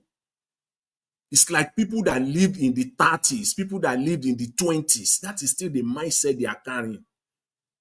And they grew up with that mind and get into the corrupt system, and they continue to grow inside that corrupt. So there hasn't been any room for them to grow or to change for good. There hasn't been any room for them to develop in this age and time. Still have the time to be banning music. You are only making it more popular. My advice to you, to all of them, the government, is that, see, music like this or books that criticize your government or your operations or whatever, it should be a catalyst. It should be a catalyst, a motivation, an incentive that will drive you to do better, that will drive you to that you want to achieve. In my community, we're talking about, election is coming up in Canada the next 3 weeks with a group, and we're talking about the elections coming up in Canada. And the way people are talking about the government, you would think as if I was just shaking my head, if this were to be in Nigeria, all you people will have forgotten you and throw the key away into the Atlantic Ocean. I mean, forever. But people were free to express themselves. Politicians are crawling in every district, every riding right now. Crawling, literally crawling early in the morning. You think they have not even taken their shower. They're already campaigning. They are the one knocking doors. Candidates knocking doors. When you see them in the morning, you think that this man, this woman, this lady, have you showered at all? Not in Nigeria. They will come with siren. They will come with barbaric guard. They will come with, and even they will come because they want to get people's votes. They will come as if they will come in a royal setting. No, it's not so. People want to see you they want to see your humility. You will humble yourself. Not that, no, you will come be knocking people's door and then you wear tie. You wear suit, you wear tie. You have lost it. Come and see humility as politicians are campaigning. See politicians campaigning, knocking at doors. They don't do that in Nigeria. It is to oppress and suppress. That mindset is what they will carry to go into the government. It should be a catalyst. That's what it should be. Government, to drive government to do better, not to be banning music in this age and time. It's so sad. And again, it's just like calling it up today because the first speaker have spoken with respect to Babalawo, as you call it, Mr. Apapa Lamidi. What a spoiler. That is it. This man, you know, I was watching that thing, that video, that interview I had. I was like, my head did not even stop. I was just shaking my head left, right, and center. Left, right. I was just shaking my head left, right, left, right. What is going on here? And see, that lady that conducted that interview is a testament of the laziness of the Nigerian journalists. She's a testament of they are so lazy. They are so lazy that they don't even, I don't even know. If you want to be, you just sit there. When we talk now, people will say you don't have respect for women. Can't you just sit down at home? Or is it a must that you must work as an anchor? Or stay in the office of the TV nation? Why the TV on the inside the office? Why do you have to come out as an anchor, as a presenter? Must you? That lady calling, we need to call you out. That man was telling you there, and she even went ahead in the next segment of that interview, quoting the wrong section of the Labour Party constitution. When I listened to that, I went to INEC because that's the only way. I read the constitution. I said, okay, maybe I'm reading the wrong one. Perhaps I've been reading the wrong Labour Party constitution. Let me go to INEC website and use that one. Perhaps maybe I'm reading something else. I don't know the constitution that Apapa is referring to today as of this moment. I don't know. Are we not? This is criminal. It is criminal. It is funny altogether. Which constitution are you referring to? If you can go there now, go to INEC, go to political parties, scroll down to Labour Party, pick their constitution. Please do it so that, and then go to that section that is referring to. There is nothing like that. Nothing. So when Madam Rita says it's a spoiler, yes, mischievous, terrible, dangerous. That's not the kind of man you don't even want to have him around you at all. And the journalist cannot quickly call him out. In fact, she went ahead and read that another document. You are not reading the manifesto of Labour Party. Let's go by what is on that they have submitted to INEC. Everybody can do that now. It will take you a minute. That place is referring to Article 14. There is nothing like what Apapa is talking about. It is not written in Labour Party constitution. If you find it, please bring it out now. Bring it out in the next few minutes. Let's see. What's it taking people for? And she sat down there and the man paraded that. You will notice in that interview, Apapa brought out a paper. He now inside that paper, he brought out a book, and the lady said, oh, that's the constitution. Yes, you are fine. He said, yes, that's the constitution. Instead of her to ask him, please read it for us, Article 14.2b that you are referring to. Let's hear it from you. Apapa was smart. He didn't read it. He didn't. Ngozi herself now went out and brought out another document. That was when I said, I don't understand. Why Apapa didn't read this thing? You must be reading something else. Then I went to INEC website. Maybe I've been reading something else in the last few days. I don't understand what kind of people that we have in Nigeria. An old man lying in broad daylight. He doesn't even care. Or can we say that there is working in cahoots with the journalist, that there has been a pre-arrangement that don't worry, just say it. You are not going to be asked to read it. I'm going to read something else to the audience. So if you are hearing now, please, you need to retract your statement. That section, if you find it, where Apapa said that is in the Constitution of Labour Party, the national chairman, he said the national, if the national chairman of Labour Party is unable to perform his duty, the deputy national chairman shall take over. Please, let's see. Because in the last 72 hours thereabout, I've read the Labour Party constitution. I read the section just to be sure. Before I knew it, I read the entire thing again, even though it was boring to me. I had to.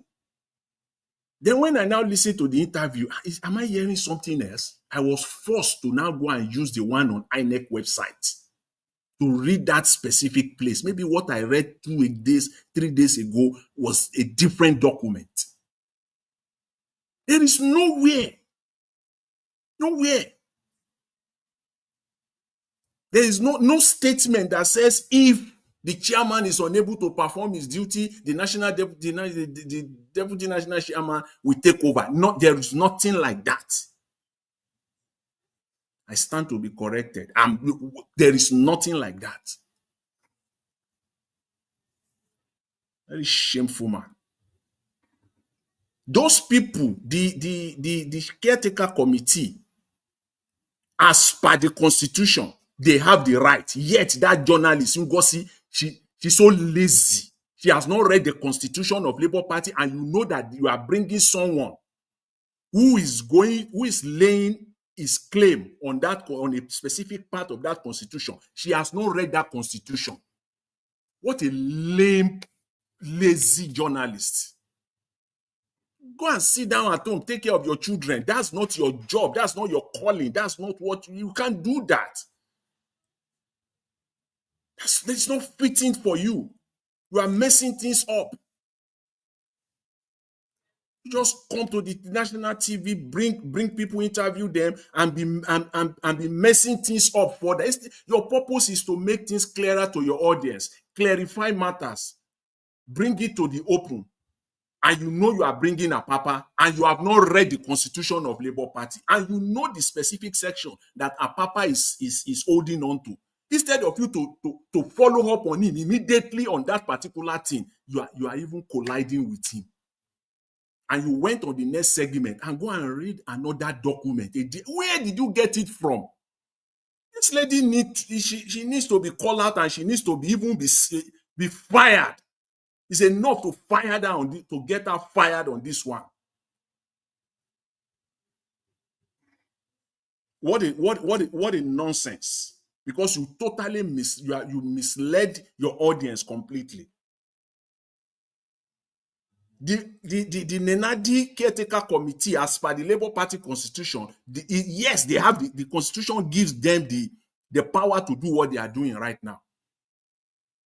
Because when the tenure of Abure expired, the only people that are still standing in the two major organs of that party, the National Convention, which is an organ, and the National Executive Committee, which is under the National Convention,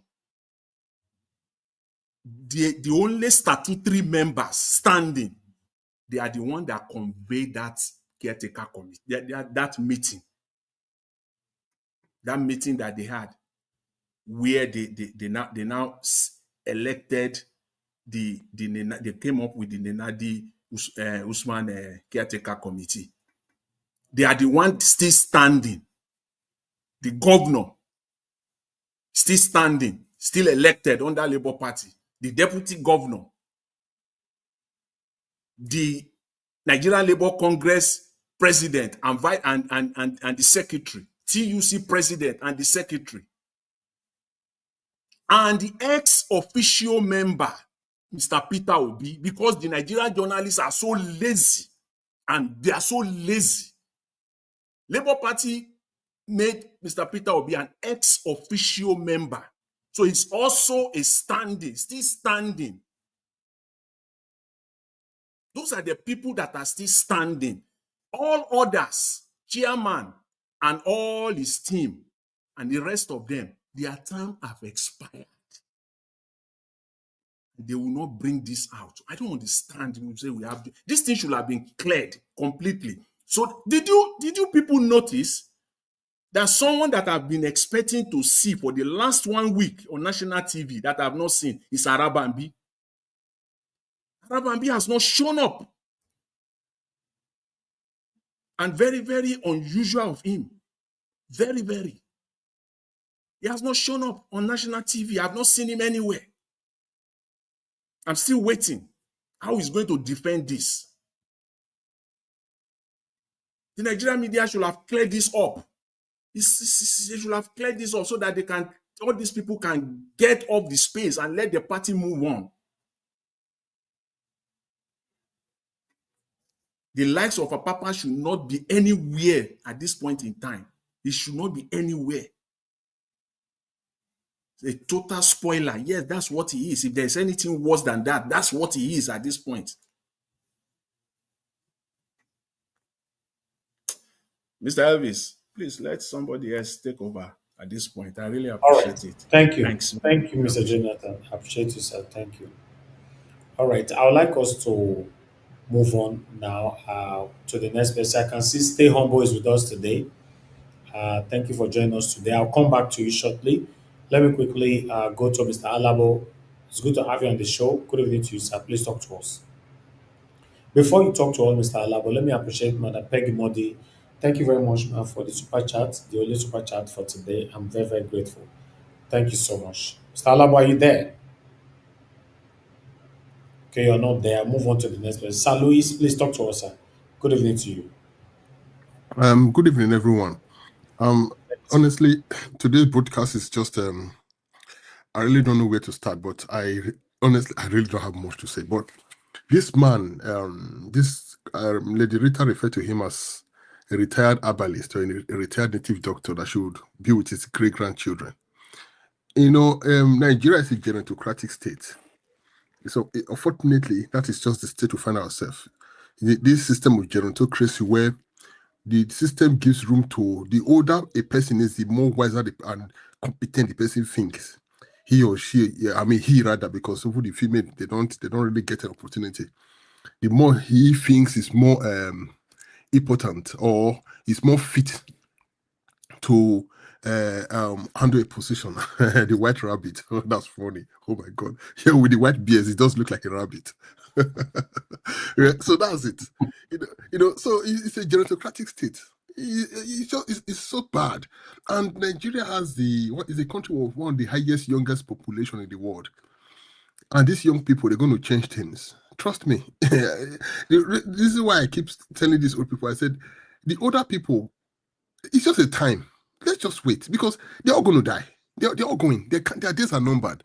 Even when we think some younger ones have been corrupted, the younger ones that have been corrupted are just little compared to the mass majority of the Nigerian people. Nigerians are suffering. The suffering is everywhere. The suffering is everywhere. So don't think that the few microscopic numbers that are corrupted or bought over will come and rule over the large numbers. It's never going to work. We have more than 200 million people. So that will never work. That will never work. These old men, and with what is happening with Labour Party right now, I doubt the next election. I don't see, because Tinubu now wants to take over everything. Unfortunately, we are just at that point. I think since 1999, we never really had better democracy, but we had a bit of democracy. It's just a smell of it during Jonathan. The little aroma of democracy just came during Jonathan, because I remember when Christina Mapo of CNN asked Jonathan a question. Then he was criticized, during a talk show. He said, President Jonathan, he said, don't you feel concerned for an African leader with the height of criticism, with the press attacks in your country? Don't you feel concerned? Jonathan said, well, I'm a leader. As a leader, anybody can say what they want to say. He said, I really don't. He said, my focus is to get the country right, to, we have the security, we have things happening. He said, that is my focus. I don't really care what the press are saying. You see, that was a leader. Even though it wasn't perfect, but to some level, we had some sort of, some hair of democracy. But what we have now is not. But it's only for a while. No matter how much the Nebuchadnezzar tried to erect his image, a time will come where that image will be crushed. This whole thing is just a phase. is going to go away. With that of Eedris, I think they just made the music more famous, because at first, when the song came out, I listened to it when Eedris released it. Immediately the song came out, I saw it. I didn't really like it. I didn't really like I just thought it was the same rhythm, because I'm not getting it. Doesn't this current trend of, because I make music, so this current 4/4 beat of the Afro beat, that is just a repetition of the same kind of flow. I didn't really focus on the lyrics. I focused on the rhythm, so it didn't really hit me hard. I just felt like the same thing, because I love some sort of creativity in music. No, so but when they said the NBC banned it, that was when I fell in love with the music. You see, at first I didn't like it, but now I had to play it again from beginning to end. I said, okay, you know what? I downloaded it, so I not remove the video from the audio. Now I'm using the audio now or something else. That's exactly, and I believe there are millions of people like myself who would want to know the song because of the NBC ban. This simply happened during the Nigerian Jaga Jaga, and it's coming back again. Unfortunately, these guys don't learn, because they live in a world that doesn't seem to have any light. It's a very dark tunnel. Their own tunnel is so dark that there's no light at the end. There's no end at all, let alone there's a light. They live in that darkness. They will perish in that darkness. That's the problem. That's just the thing about them. So they don't really know what is happening. The Bible says, teach us to number our days, that we apply our heart unto wisdom. But unfortunately, they don't even know if they have few days left, because they see themselves like they're going to live forever. As a man start growing old, begin to put things in order, plan for the next generation. But in Nigeria, the older people think they will live forever. So that is it's a big problem. So with these guys, with the younger generation, how many of them do you think will sit down and be watching news? Those people don't know. The world we grew up in, that world no longer exists. We grew up in a world where you have to wait for the TV to start by 5 p.m. with the Nigerian national anthem. Then you have to wait till the TV go up by 12 at night. They'll play Nigerian national anthem. I remember then, every Friday was Indian film. I think Thursday was Chinese film. Then Monday, so that was the world we grew up in. You have to wait then till every Friday you watch Indian film. I remember you watching Mad, you watching Mother India, watching Bunny Train. That world doesn't exist anymore. The young Gen Zs of today, they don't know those things. They don't know those things. So they live in a world where you see a young girl or a young boy with their phone. They don't sit down, begin to watch the traditional TV station, start watching those news. Or no, once the music comes out, they see it. That's it. That song, I can tell that song that they download, or that song is more than 1 million, if not more than 20 million download on that particular song right now. So they just made it famous. I guess maybe this will also give Eedris a better platform, because trust me, hand be don't they meet the guy, or hand don't they meet that guy before. Financially, the guy don't they. So this one now, we bounce him back. I think so. So the more they try to crush him, the more, like Lady Rita said, there's some people you cannot. The more you attack them, the more you give them the platform. Natasha is one of them. You can't. There are people like that, but these people don't know these things. They don't know because they live in that dark tunnel. Let me stop for now, please. Thank you. All right, Sir Louis, thank you very much, sir. God bless you. Thank you. Okay, let me hear from Stay Humble. Stay Humble, are you there with us, sir? Yeah, After, I'll come to you, I'm Mr. here. Mr. Paul. Get yourself ready. After Stay Humble, you'll be the next. Stay Humble, please talk to us. It's good to have you back again. Good evening to you. Talk to us, sir. Yeah, thank you very much. Today, as usual, I may take some unpopular postures. Um, yeah, good evening, everyone. Thank you, Mr. Niger Watch, for the opportunity to speak once again.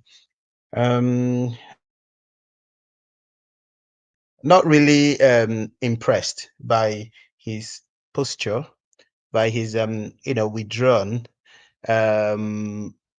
regarding the fact that Tinubu is going to win the election. Come on, that should not be your stance. You should not be saying, "Oh, Tinubu is going to win the election. Let's just leave it." You should be warning Tinubu not to attempt to manipulate the election. That should be what you should be saying, not that Tinubu is going to win the election and then we all go to rest. So, because that is what many people really do. And that boils down to what I said yesterday about what we Nigerians do and how we allow these people, this criminal gang to take over the country. And then we just not all of us, but some people. Though we are trying our best, but I think we can really do more. Regarding Idris Abdulkareem, this happened during Obasanjo's time, and they really grounded him and frustrated him, and his career took a nosedive because that period it was just the mainstream media. Social media wasn't in vogue, and the government controlled the media narrative, and his career just didn't flourish. And so, if it was, in the era of social media, he would have had, a blossoming career, I think. So, that is to say that with social media and with the new media, with the technology we have in our hands, there is a lot more that we can do. We have so much power. When I hear people saying, "Oh, that Tinubu is going to win the election, Tinubu is going to manipulate the election, and then there is nothing we can do about it," I'm like, how could more than 150 million Nigerians just leave the country for less than 1 million people and just be resigned to their fate and say, "Oh, there's nothing we can do"? That should not be your posture. You should be as bold as lion. You should not, be lily-livered. You should be threatening a bit. It should be like they should not try to manipulate the election, because if they try that, Nigerians will be very angry with them. That should be our posture, really. Not because if we say that, if I say that, if you say that, if 10 people say that, 10,000 people say that, 1,000,000 people say that, then they will know that we are not joking. But if they hear millions of people say, "Oh, Tinubu is going to win the election," then they know that we are all cowards. What's left? Regarding the Labour Party, um, we've seen this guy, Lamidi Apapa. We've seen him once, we've seen him twice, coming up to say, "Oh, that is the chairman." It's just a joke, really. And you see the mainstream media trying to concoct some of these things, and then trying to whether they are trying to make their broadcast stations popular or something, I don't know. But the National Working Committee tenure of Julius Abure, Lamidi Apapa, or Arabambio, or whoever you had there, had long expired. So whether it's Lamidi, whether it's the deputy national chairman or secretary or whoever, their tenure had long expired. So there's nothing like Lamidi Apapa. But we all know that the fracas in Labour Party did not start today. The problem in Labour Party even started long before P2B joined. It even started when Julius Abure was named the chairman, when their former chairman, the northern guy died. I think Mr. A.A. Salam or something like that died. That was when the crisis in Labour Party started. But because Labour Party was not very popular, there was nothing really to fight for. They wouldn't get more than 20,000 votes in the presidential election. So, they wouldn't take their matter to Supreme Court because of chairmanship.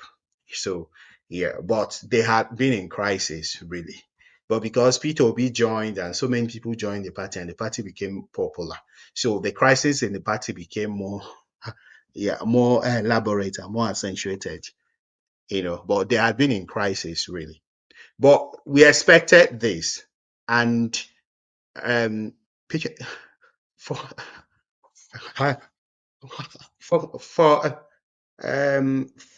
for developing countries like Nigeria, really, for you to liberate these countries from the establishment, you have to really fight. And there are many forces.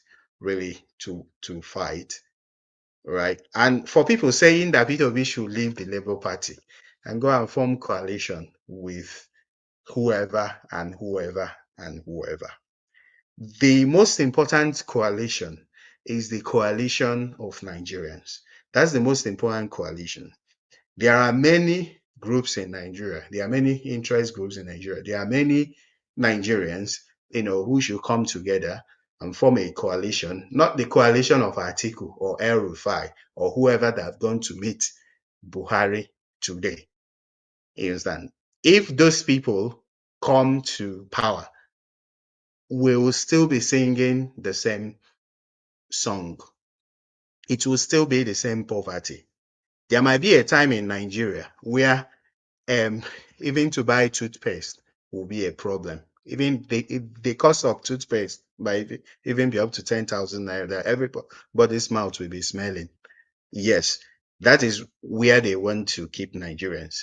They want to make Nigerians really, really, really very poor. It is not Tinubu's policy.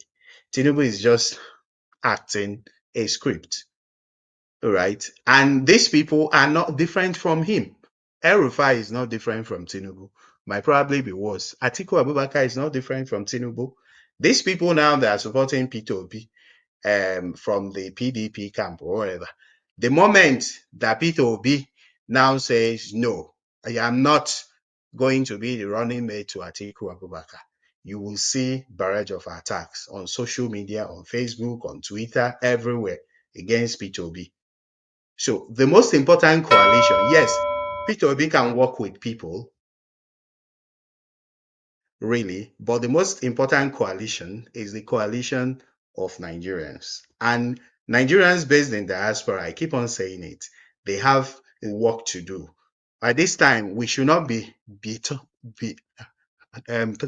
talking about Labour Party this and Labour Party that. By this time, Nigerians in diaspora at this stage should be talking about a very strong political movement that will upstage the establishment in Nigeria.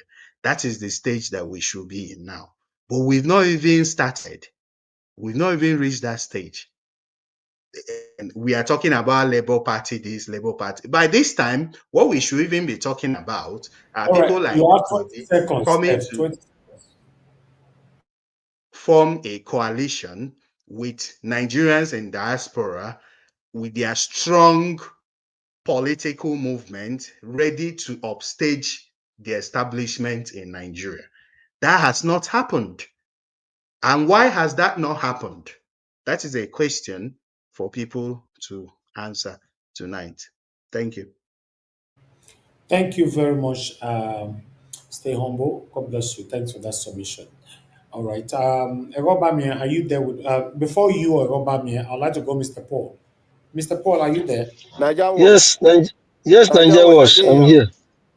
Yeah, Oga Alabo, I don't call you tired. You don't answer at that Sorry, time. sorry, Niger Wash. Sorry, Niger Nigeria Wash. was. I'm here.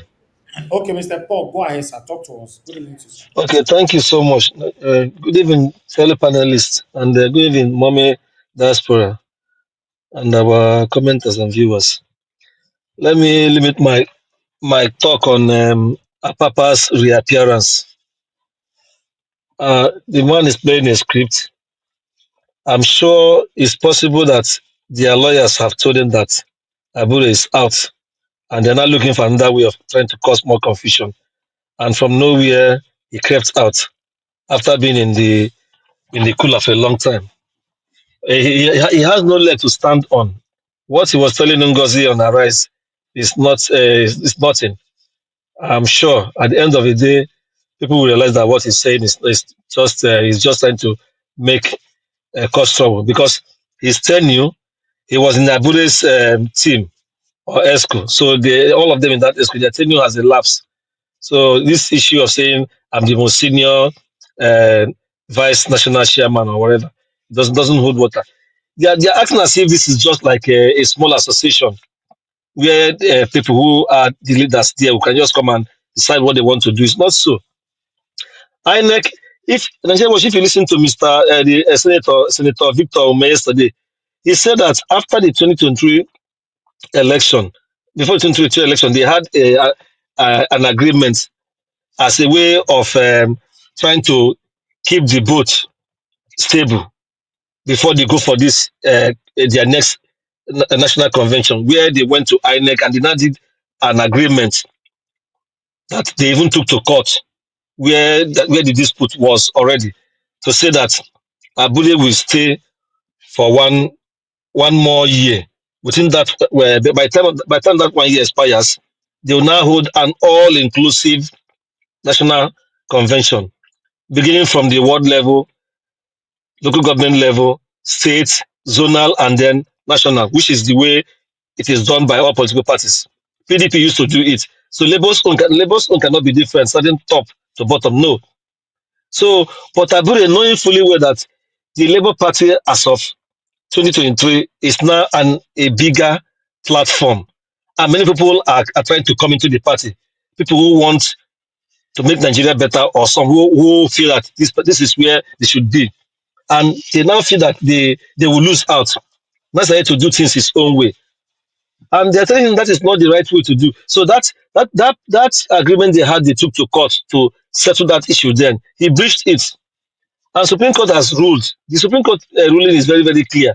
Even though they didn't mention his name, that your tenure as a spy, but when they say people should be able to respect the party's constitution, that when their tenure is expired, as expired, they should leave. He knows that he's the one being addressed. So Lamidi Apapa bringing him in is like a second option from them. You see, he will keep quiet. He won't mention. He will not say anything about Lamidi Apapa because they are all in the same boat. He will say, "Wait, Lamidi is calling a meeting for next Monday." Those who appear, he was even calling that lady, that Shoma Pada who they suspended, who has left them a long time ago. He's even calling the woman. I doubt if the woman will show up there because the woman is in the camp of she's in support of what the Nanadi Usman led caretaker committee is doing. And for goodness sake, Nanadi's committee is not like a permanent this thing committee. They were set up by the stakeholders of the party, the NEC, like Mr. Jonathan mentioned. He read it, he mentioned that is how it is. The only standing membership that can decide for the party the way forward. They were set up to now organize properly a convention beginning from the world level to the national level. And they should be allowed to do that. Now, if they are allowed to do that, I think the party will be set properly. So all these people making noise, they are the people who are causing trouble in Labour Party. And it is clear now, we know them already, that they don't want the party to succeed because they know that the party is perhaps the third, the third party, so to speak, that Nigerians are looking forward to because of Peter Obi's presence and the presence of other notable Nigerians. You see, the day they did that meeting at Sheraton, all the people that matters in the party were there, elected members of the party were there, and Peter Obi was there as well, Governor T was there. So I think what they should do, if this thing becomes serious, I don't know if the law allows another group to go back to the Supreme Court and ask them to please properly to interpret their ruling properly so it will be clear to everybody. Maybe because they didn't mention that Abure's tenure has expired, that the party should go and do a proper convention.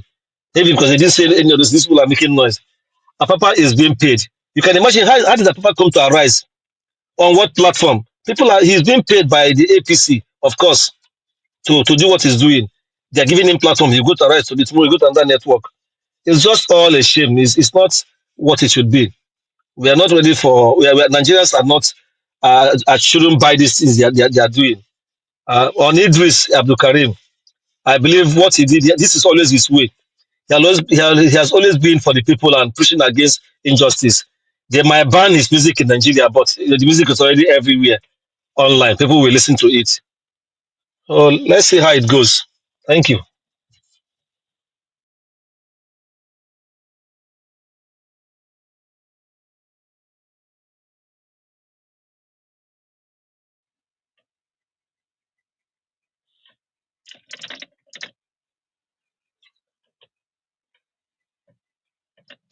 Can anybody hear me? Nigeria Wash.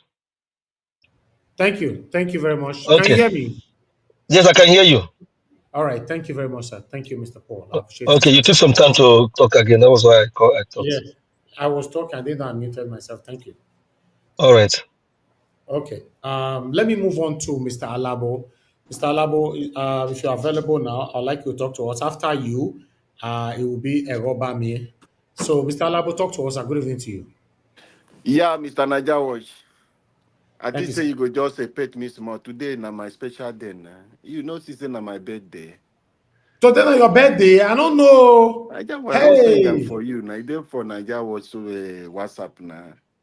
Mr. Oh, Labo, no. Mr. Happy Labo, birthday. sorry, we share the same bed. I didn't mention my to make my birthday too, Nigeria was. I didn't mention. I just want to mention it. Happy birthday, Mr. Alabo. I wish you all the best. You know, I not see him at all. I forgot how you see is tele. Talk to us. Nigeria Thank you was so today is much. my birthday too. I didn't just want to say. I just said let us get on with the business of the day. No, Today is make my una dey birthday talk am too. abeg. Make una dey talk am. E no matter. Happy Okay, birthday, okay. God. You know our country problem did too much. Sometimes I need to bother about that one. So let us. I Our wish country you all, problem is just too much. Mr. Paul and Mr. Alabo, God bless you all. May God give you long life and good health. In Jesus' name, amen. Amen. Thank you, sir. Amen. Thank you. Thank you, Amen. Naija Watch. I actually dedicate today for the struggle for the liberation of Nigeria. It's a really special day, and the struggle continues. We will win our country. Mommy Diaspora, I extend my greeting. The backroom staff, I heard all of you. You guys are doing much better. I don't know waiting I go even talk. You guys are doing great job. God bless you now. Niger Watch, God bless you and your beloved wife giving you the opportunity to do this. We appreciate you. God bless everyone. Nigerians, eh, every day we try to see if we can see a positive news in our country. As it is today, my state, indirectly, the people came and they have taken River State out. Other states in Nigeria are enjoying democracy.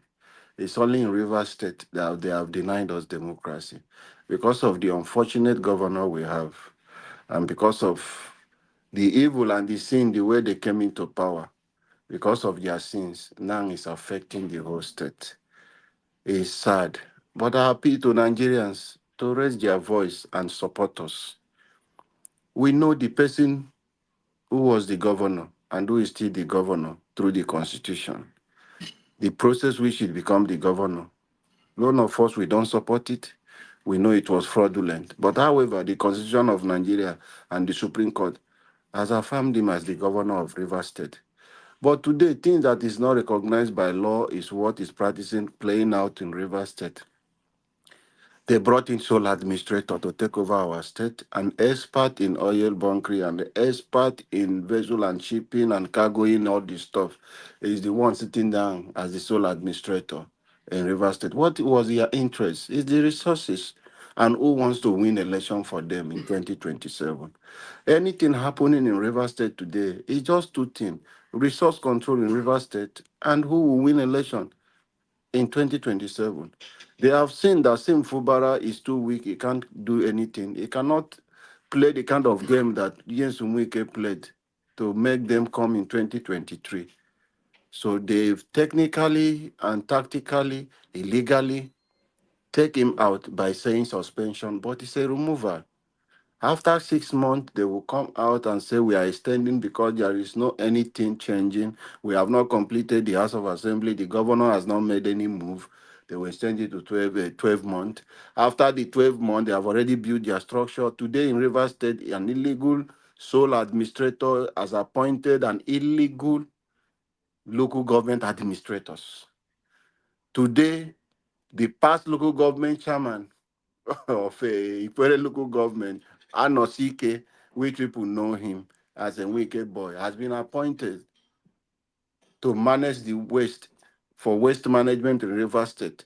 So it is now obvious that Wike is in charge. They are now taking over through the back door, taking over River State. Nigerians, come to our aid. Injury for one is injury for all. Today is River State. Tomorrow it might be your state. Like our brother who said, and I always said, the evil you fail to condemn today, you might be a victim of it tomorrow. If we think because it's River State today, it is not your problem. And we fail to put our voices and condemn and call loud President Tinubu to do the right thing. Tomorrow, it might be your state. So we must condemn evil by all cost. We shouldn't give them space to grow more. Please, I'm appealing to Nigeria because a lot of things happen. Like today, I got some irrelevant calls because I was condemning the sole administrator. I was saying a lot of things. This is not something. Some people took it to an extent, threatening my innocent parent. Some politicians that I'm attacking them, I'm calling them that they are corrupt. In all my write-up, I did not mention politicians. I said the general message, but some people took it and indirectly to say indirectly they are the people I'm referring to, threatening my innocent parent. I've took it out with them. I said, no, you can't do this. This is a threat to life. I am speaking against injustice. I am speaking against the irregularities happening in my state. I have not mentioned any of you, but since you have accepted that you are the corrupt politicians I'm talking about, come out in public and declare it. Because you coming to attack my innocent parents, telling them to do this. I told them, my fathers know me. I told him, Dad, your generation has failed us. You guys have failed. Leave that person for me. It is because I know you are scared or you were. Keep that aside. Your generation, you people have failed. You have borrowed our yesterday. You have borrowed your own yesterday. You've borrowed your today. You've borrowed your tomorrow. You've borrowed the future of our children. We are struggling today. We need the state to breathe. We can't keep quiet. You guys have few years to live. Some of you, you are over 70-something years. You have maybe if God gives you life, even if you want to stay 100 and something, just few years. People still have. What about the future of our children? We need to speak truth to power. We cannot continue leaving the politicians to carry out the evil activity they are doing, scaring people away, creating that fear. People cannot talk, people cannot raise their voices to say something. Nigeria, no matter the intimidation you are going through for speaking truth to power, don't give up. Some people are asking, are you the one to stop corruption? That is the question. Why do you want to stop? You want to stay in social media. I keep letting them to know. In the days Nnamdi Azikiwe they fought to get the independence, there was no social media. They did it the way they want to do. Today, there is a power of social media.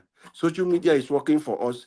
Irrespective of anywhere you are, on your social media handle, you can bring positive change in your area. So I will encourage us, the only option for us, which I keep insisting, is through electoral reform. Let's begin the march. If there is any protest that will be going on in Nigeria, it should be a protest that will block the House of Assemblies of every state and the National Assembly. That will be a protest that will be going on for electoral reform. Without electoral reform, we cannot do anything because these people are only concerned about 2027. Our people say, how you go carry elephant for head way heavy? They use your leg, they find snail for ground. How you want to pick the snail with the heavy elephant with there? You haven't finished your 2 years. You are talking about 2027. Because of 2027, you are ready to destroy every opposition. You are ready to capture every institution. You are ready to destroy everything in the state.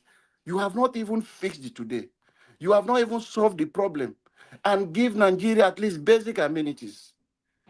Yet you don't want people to speak. Nigerians, as you are not speaking, you are dying. Even if you speak, they say you will die. Why not speak? That thing you are keeping in your mouth, if you say it out, you don't know how far that message is going. Aluta continua. Let's keep pushing. We will get our dream country and it will come to pass before your very eye. Let us not give up. God bless Nigeria.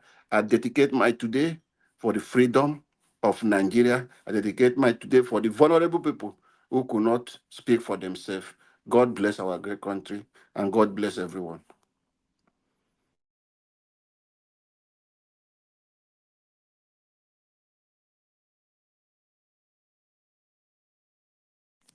Mr. Najawash, I don't know if anyone can hear me. Yes.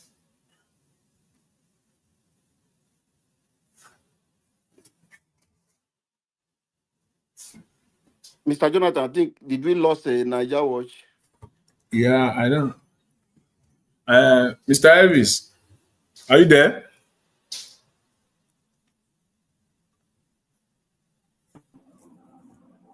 Is it my turn? Is it my turn? Yeah, I think. Yeah, it should be you Maybe he then. just use toilet. I beg you, if you go on now, anybody who is Yeah, Is nearby, it my just go turn? on. yeah. This, I believe it should be you now. Yeah. Okay, thank you. I think it was me. I think it was Okay. me Okay, because Okay. he called me Okay. before. Yeah. Okay. Okay. Good evening, everyone. Mr. Elvis in Essential, I believe is not here. Um, Madam Rita and my co-panelists. Yes. Before I start, I would like to draw our attention to the last time I spoke on this channel, and I was making reference to the regulation as a good policy, and I guess some people, misunderstood my contribution, saying I am supporting Tinubu. I'm a Tinubu supporter because I had to go back to read some of the comments, and I say like this guy is a Tinubu supporter. That's not the case. Let me just set the record straight. That's not the case. My point then was even Peter Obi and the other candidates during the 2023 elections, they said they were going to remove subsidy, and removal of subsidy is what you call deregulation, removing government regulation from the petroleum industry. So I just want to make that clear. So me saying the policy is a good policy, I didn't say it is being implemented in a good way. So that's for that let's leave that aside. I just wanted to clear the air. So for today's topic, talking about the Labour Party, Labour Party crisis. Um, earlier, Mr. Elvis was talking about the situation of Nigeria, the culture, the current culture. I think what Mr. Lamidi Apapa is displaying is the total reflection of what Nigerian is today, what majority of Nigerians are today, including the youth. And I think the previous speaker said something about the youth. The youth will change. The youth will change the narrative and everything. But I beg to disagree, because okay, it's not too long I left Nigeria, and I know the mindset, because I'm also I can consider myself as a youth, so I know the mindset of Nigerian youths. The the majority of them you see, or even on social media, that come out to scream, if you give them the opportunity to be in a leadership position, you'll be shocked at what they will do. And I think the first time I spoke on this platform, I was trying to draw our attention to something, which is our personal attitude towards things. If we cannot change ourselves, we cannot change the country. So many of us here have spoken and spoken positively, and I really appreciate that. But when you speak, do we act what we speak? It's easier to speak than to act, because okay, in Nigeria, let me go to the civil service, and the civil service is one of the most, I should use the word, corrupt system in the country, and that's why the country is the way it is, because they always like things remaining the way it is. The status quo is always their aim. Let there be corruption, so that they could benefit, or so that they could benefit when it comes to their turn. Namibia Papa would never allow things to rest, because he sees now, because when Albure was being supported by the majority, he saw he couldn't fight Aburi, but now he sees everybody's against Aburi, so he thinks it's his turn. And I know that, okay, the previous panelists have said that they have a joint tenure since they were in the same executive, so his tenure ought to expire with Aburi's tenure. Isn't it something we could think about? That where's the rationality? How does he think? What gives him the confidence? What gives him the boldness, if not there's somebody or there's something giving him that motivation to do what he's doing. And that's usually the case in so many sectors, in so many, levels in Nigeria. You go to the civil service and you want to get a document signed. It is the duty of the officer on desk to sign that document. But the officer will not sign that document if you don't pay him to do that. And naturally he's paid to, that's his job, he's paid to do that thing, but he will not do that. Instead, he will wait for you to bribe him for it to be done. And if we have such people in our civil service, even in the private sector now, it's even coming rampant. If you have such people that have that kind of mentality, how do you think when they get to the leadership position, which we are saying the youth are the leaders of tomorrow, if they get to that position, how will we change? What do you think will happen? It will be worse off.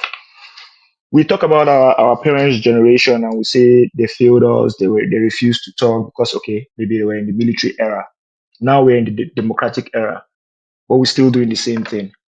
To me, I think even the military era was a little bit better because it were only few people that could do what they are doing. But now the level of corruption is unimaginable in every sector, in every you could go you could go to okay when I was back in Nigeria when I was working for a company and I was meant to go to one of the ministries to get a contract. And if you see 5, 6 persons were struggling to get my attention because of the kickback that will come out from that contract. They are not doing their jobs. Instead, they are looking for room where they will get something to take. Okay, I think my time is up. But basically, what I'm trying to say is that let us, as ourselves, reform ourselves. Start from inwards reflection and changing our mindset before we could talk about the leaders. I think it's a bottom to top approach. Changing. The changes is a from bottom to top approach, and I think that's what I really wanted to contribute here. Thank you very much. Thank you very much, Obame. Thank you for your time with us today and your submission. Mr. Alabo, thanks for your submission earlier on as well. Happy birthday to you once again, you and Mr. Paul. I appreciate you all.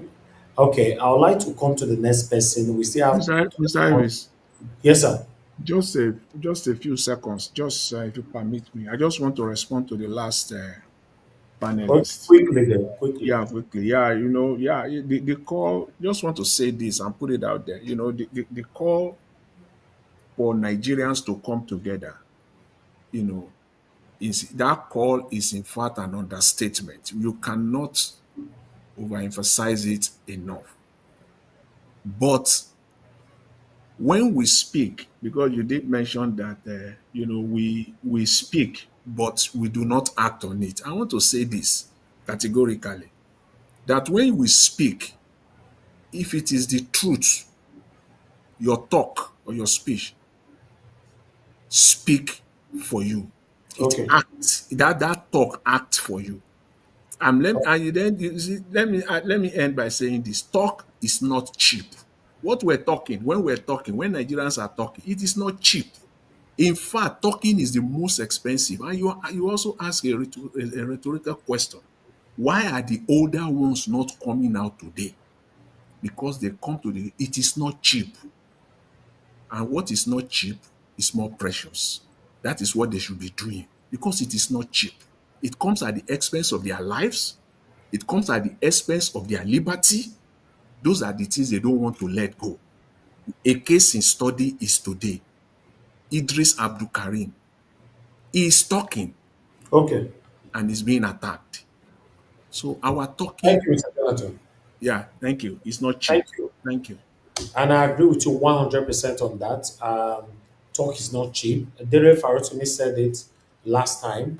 There's some kind of thing that we say here. So people can never in their entire life say it or even showcase themselves or even make people see their face to say things like that. So talk, people who have the mind to speak out, let us always encourage them and appreciate them. Look at Idris, like you referenced. That's why he's singing. Never reached 48 hours. They already banned his music. That's talking. Let all of us continue to talk, and let's see if we can have that better Nigeria in our time. Thank you very much once again. I would like to come to the Grace King before give us a mandate and last Isibili. The Grace King, is good to have you on the show, sir. Good evening to you. Please talk to us. Good evening, Mr. Evis, and my distinguished panelists. Mama in the diaspora, good evening. And all those at the comment section and the viewers, I salute everyone. The topic being discussed, let me start with this labor man. To me, I think it's not something that we should spend our time talking about, because it's abnormal to behave normally in abnormal situation. Whatever you are seeing in Labour Party now is what is expected, because there's already abnormalcy in Labour Party, just like what it happened in Edo State. Somebody rightly put it. Whatever that is happening there now in Labour Party is being sponsored. The aim of the ruling party is to silence all oppositions. It's either they silence the opposition or they create crisis within that party. That's exactly what is happening in Labour Party. The man coming on air to speak now is not just speaking on his own. The giving impression to every world, because their major opposition in the last election was Labour Party. So what they are trying to tell to the world is that Labour Party does not exist anymore. Relating it with the political situation of the country is rather unfortunate what is happening. And the earlier Nigerians know what is happening, the better it is. Because in Nigeria now, let's say it the way it is, there's no more democracy in Nigeria. You understand? What we are seeing is just like what Fela said, demonstration of grace. It's a state capture. It's political tyranny. That's exactly what we are seeing in this country. In a situation whereby what we're growing, we talked about that tribunal, or the rule of law ought to be the order of the day. We say justice the judiciary is the hope of the common man.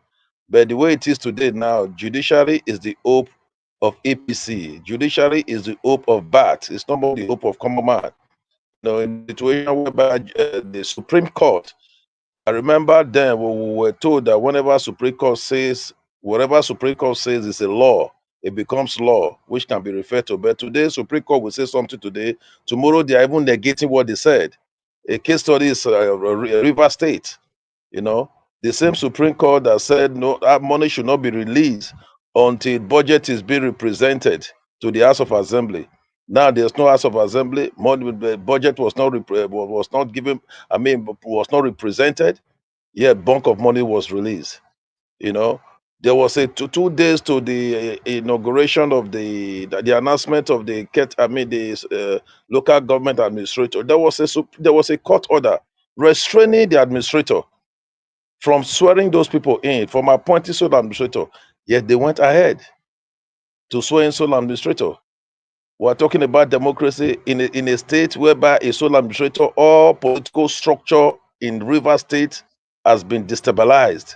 What happened in River State is what we refer to as state capture, a total state capture in River State. It has never happened in Nigeria. They did different democratically to silence Fubara. The more they do it, the more they were shooting themselves. Imagine, look at I watched the video of the 27 House of Assembly members who are not denying that they did the camp with all those evidences on social media. They even went to court. They sworn an affidavit. In an ideal situation, what these people are doing now is supposed to be contempt of court. They're supposed to be prosecuted for it. But what's happening? As long as you are in the ruling party, whatever you do is right. That's the situation we find ourselves in Nigeria, and it's wrong. The democracy we are seeing now is not what we fought for when we were in school. I remember in the 90s we fought. In the 80s, people fought. People before us fought. In the 90s, we continue fighting that we want democracy. But this, what we are saying now, if you look at the ethics of democracy, that's not what we have. That's not what we have. It's rather unfortunate with the way things are going on in this country. Somebody was saying what we need is for people to come together. People are together in Nigeria, but the government of the day, they have tools they are using. One of the tools they are using is to reduce the power of every Nigerian. How do you do it? It's been reflected in the son of this our brother Eedris, where data is now a luxury. Having telephone, making telephone call is now a luxury. Light is a luxury. Everything has become luxury in Nigeria. If it was possible for this administration to seize the air in Nigeria for people not to breathe, they would have done it. To seize the air so that for you to breathe, you have to go and work with the ruling party. That's the situation we found ourselves. And somebody said that I sometimes I keep saying it. Sometimes I'm not proud calling myself a politician anymore. With the way things are done in Nigeria, look at the way people are deflecting from their own political party. Edo State, for example, you were voted in. There's a section in the constitution that when there's no crisis in your party, if you've decamped, it said you do not need a court order. By virtue for the fact that you've decamped, you lose your seat. It's there in the constitution.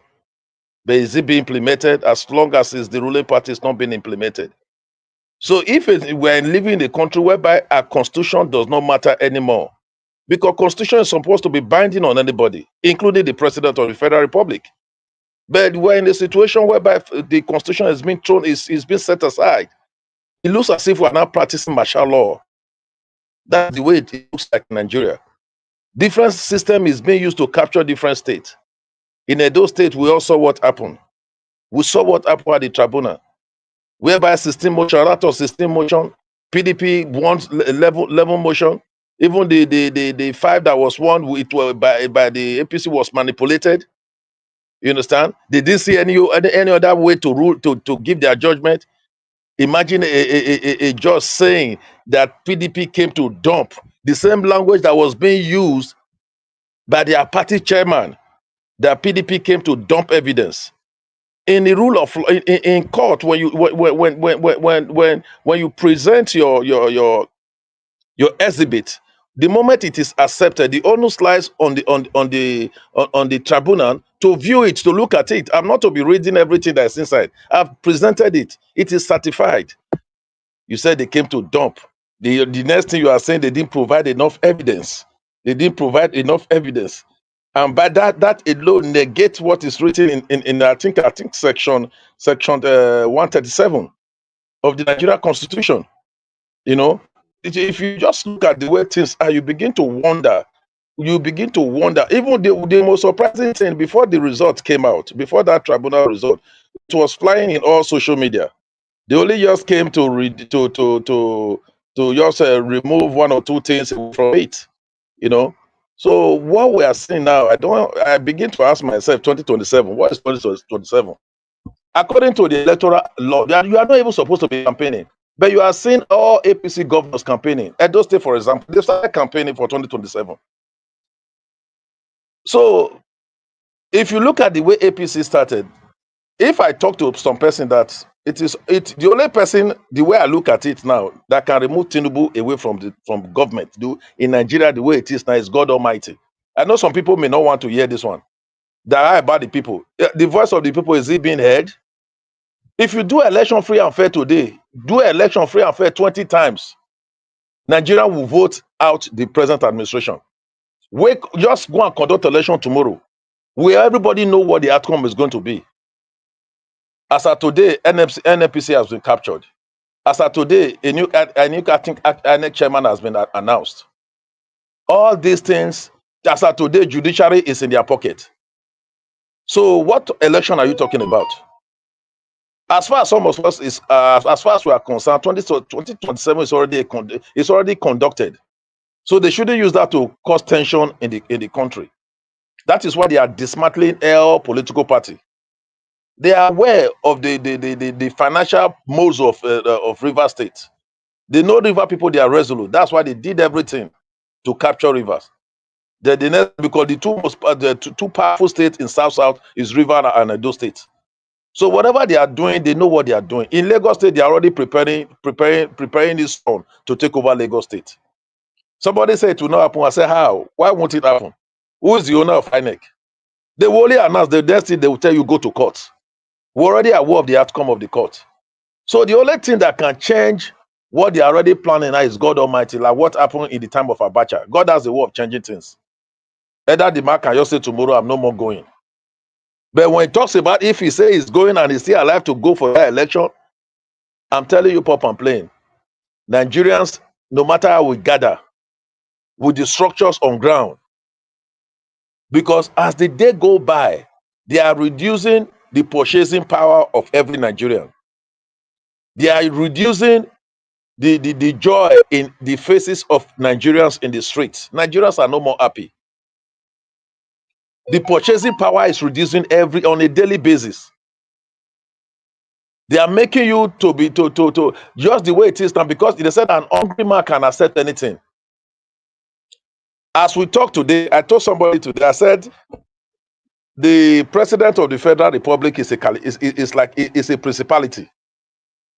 The reason I said this is this. I said politically, in this class, is the only one in this class. I can say it without missing words that in Nigeria is the number one when it comes about politics. He knows it more than any other person. He's supposed to be the father of democracy that ought to have been that ought to have said that democracy must prevail, because he was one of those that fought for democracy. But unfortunately, the reverse is the case. So who among his class that can fight him politically? Anybody, once you discover that you are there, the next thing satellite is on you. Like what they've just done to Eedris now. What has Eedris said? Eedris only came out. His son, he only came out to speak what is in the mind of Nigerians. So I wonder why such a song should be banned. You know, if you look at most musicians, they come out with their satirical music, like somebody like Fela, Bob Marley. These are some of the way they talk about what is happening in the nation. They voice it out through music, satirical music. Now, he voiced what is in the mind of every Nigerian. Now you are saying it should not be played in radio. Thank God for social media. Can you stop it in social media? They only make Idris more popular, and it's going to receive more download. More people are going to go and listen to the song more than ever before. But will that make any difference? Yes, we will talk. The only thing our talking will do, our talking will attract international community. We cannot rule out the power of international community. We cannot rule out the power, the influence of foreign nations when it comes to the choice of who become the leader of African countries. We all saw the story of Goodluck Jonathan, how he was pushed out of government by USAID. We all saw the story, how the so-called Chibok girls were used to make his government unpopular, how they use Boko Haram. That's the power of international community if they want to push her out of government.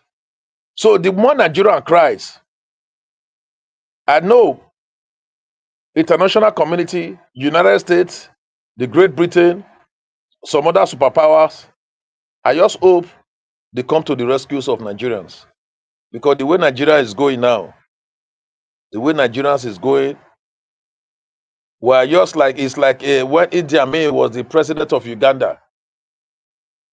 Who dare challenge him? Nobody. That's the way Nigeria is just going. Everybody, Nigeria is going to, they are making Nigeria to become one party system. Everybody, you have to decamp. Come and join the ruling party. Otherwise, we'll destabilize you. The reason I was talking to somebody today, I said, how are you going to 2000? So I said, you are still having hope in 2027? And I told the person how APC started. I said, when APC was merging with other political parties, they already have somebody in mind who's going to be the flag bearer of the party, Buhari. Every other person, whatever they were doing was centered on making Buhari the president. And they have an agenda. The agenda is to Buhari You become the president. Tinubu, I become the leader of the party. When you leave, what do you say to Yoruba land, Yoruba language? It's my turn, you know. After you, they have their game plan. Now they are talking about merger now. Merger, SDP, PDP, Labour, they are merging. Who do they have in mind? A merger that we're even seeing crisis before even merging. SDP is holding their ground. So how are they going to do it? Who did they have in mind? Why 2025? We only have just just 1 year. So how are you going to do that? So it will only take the intervention of God Almighty. The intervention of God Almighty. I remember the video that was, I think, Mr. Elvis talked about what is happening. I don't know the name, why you call it, what is happening in Lagos, where men go to club, do nasty things over there. You know, whatever that is happening now, I know some people may not agree, it's sign of the end time. It's happening in different countries in different ways. Crisis everywhere, a sign of the end time. It's a sign to the world. The more you go through the Bible and read some of these things, the more you understand that the rapture of the church is coming closer more than ever before. So I'm not surprised all this thing happening. The only thing I will tell everybody listening to me now is an opportunity for you to be closer to God more than ever before. Just be closer to God. When you are close to God, no matter the turbulence, God will always make a way for you. The Bible I read say, when there's a cast down, we shall say there's a lifting up. In all crises, no matter how it happens, God will always make a way for you. If you depend on government, I'm telling you, government has failed. In Nigeria, they are just there for themselves. The government is not for the people anymore. It's out to loot and loot and loot and loot and loot. The one they cannot eat, they bury it under the ground. The primary purpose is to ensure the people are poor, so that the more poor, just to reduce their voice. Because if they are poor, if they don't have anything to, who will go to the street to protest? An hungry man. So the whole situation,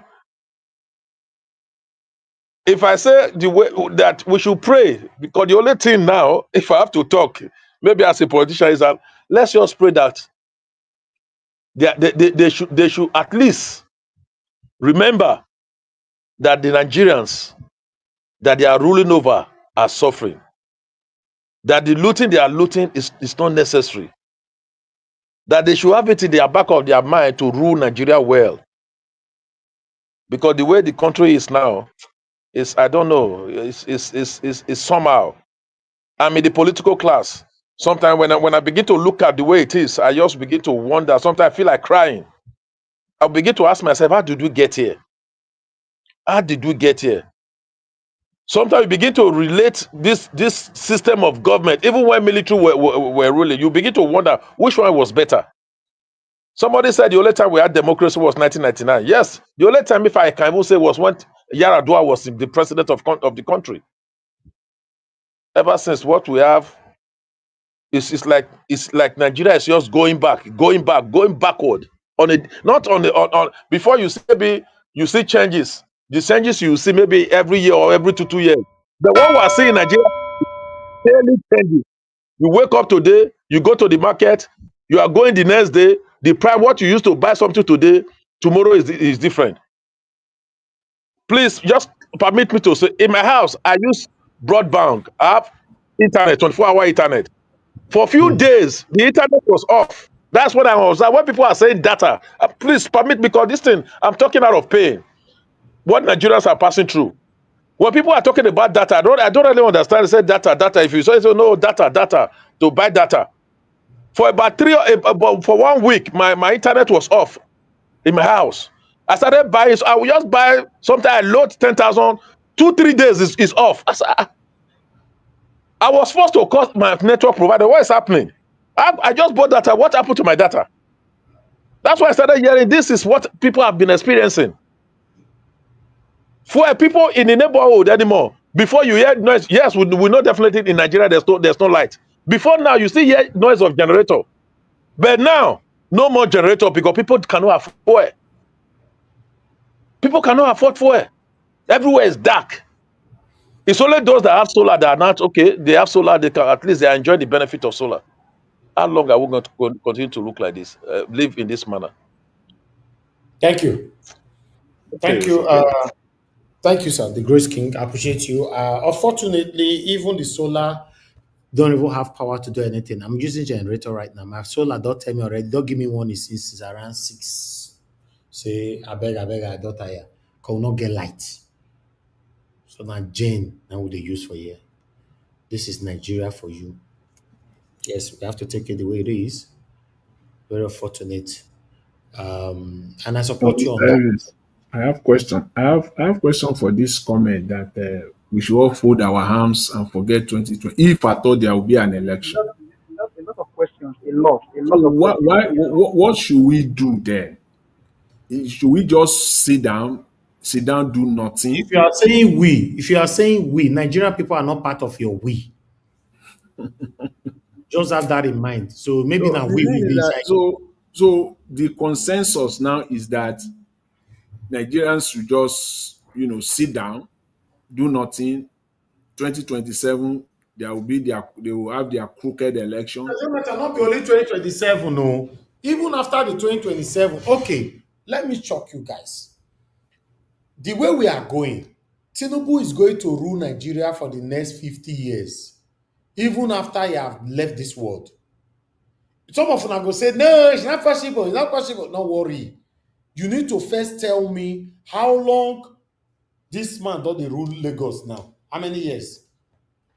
I'm telling you, say, even though he don't come up for this world, Tinubu, the most, I don't know, get name He's the richest. Let me say it. Tinubu is the richest politician in Africa.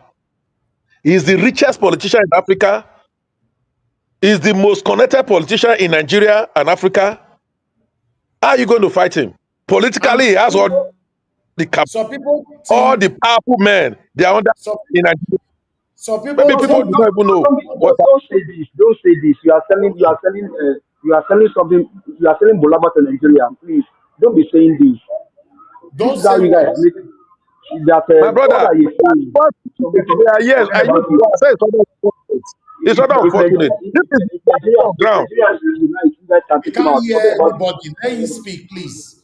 Two people can't talk the same time. Give us a man, what you saying?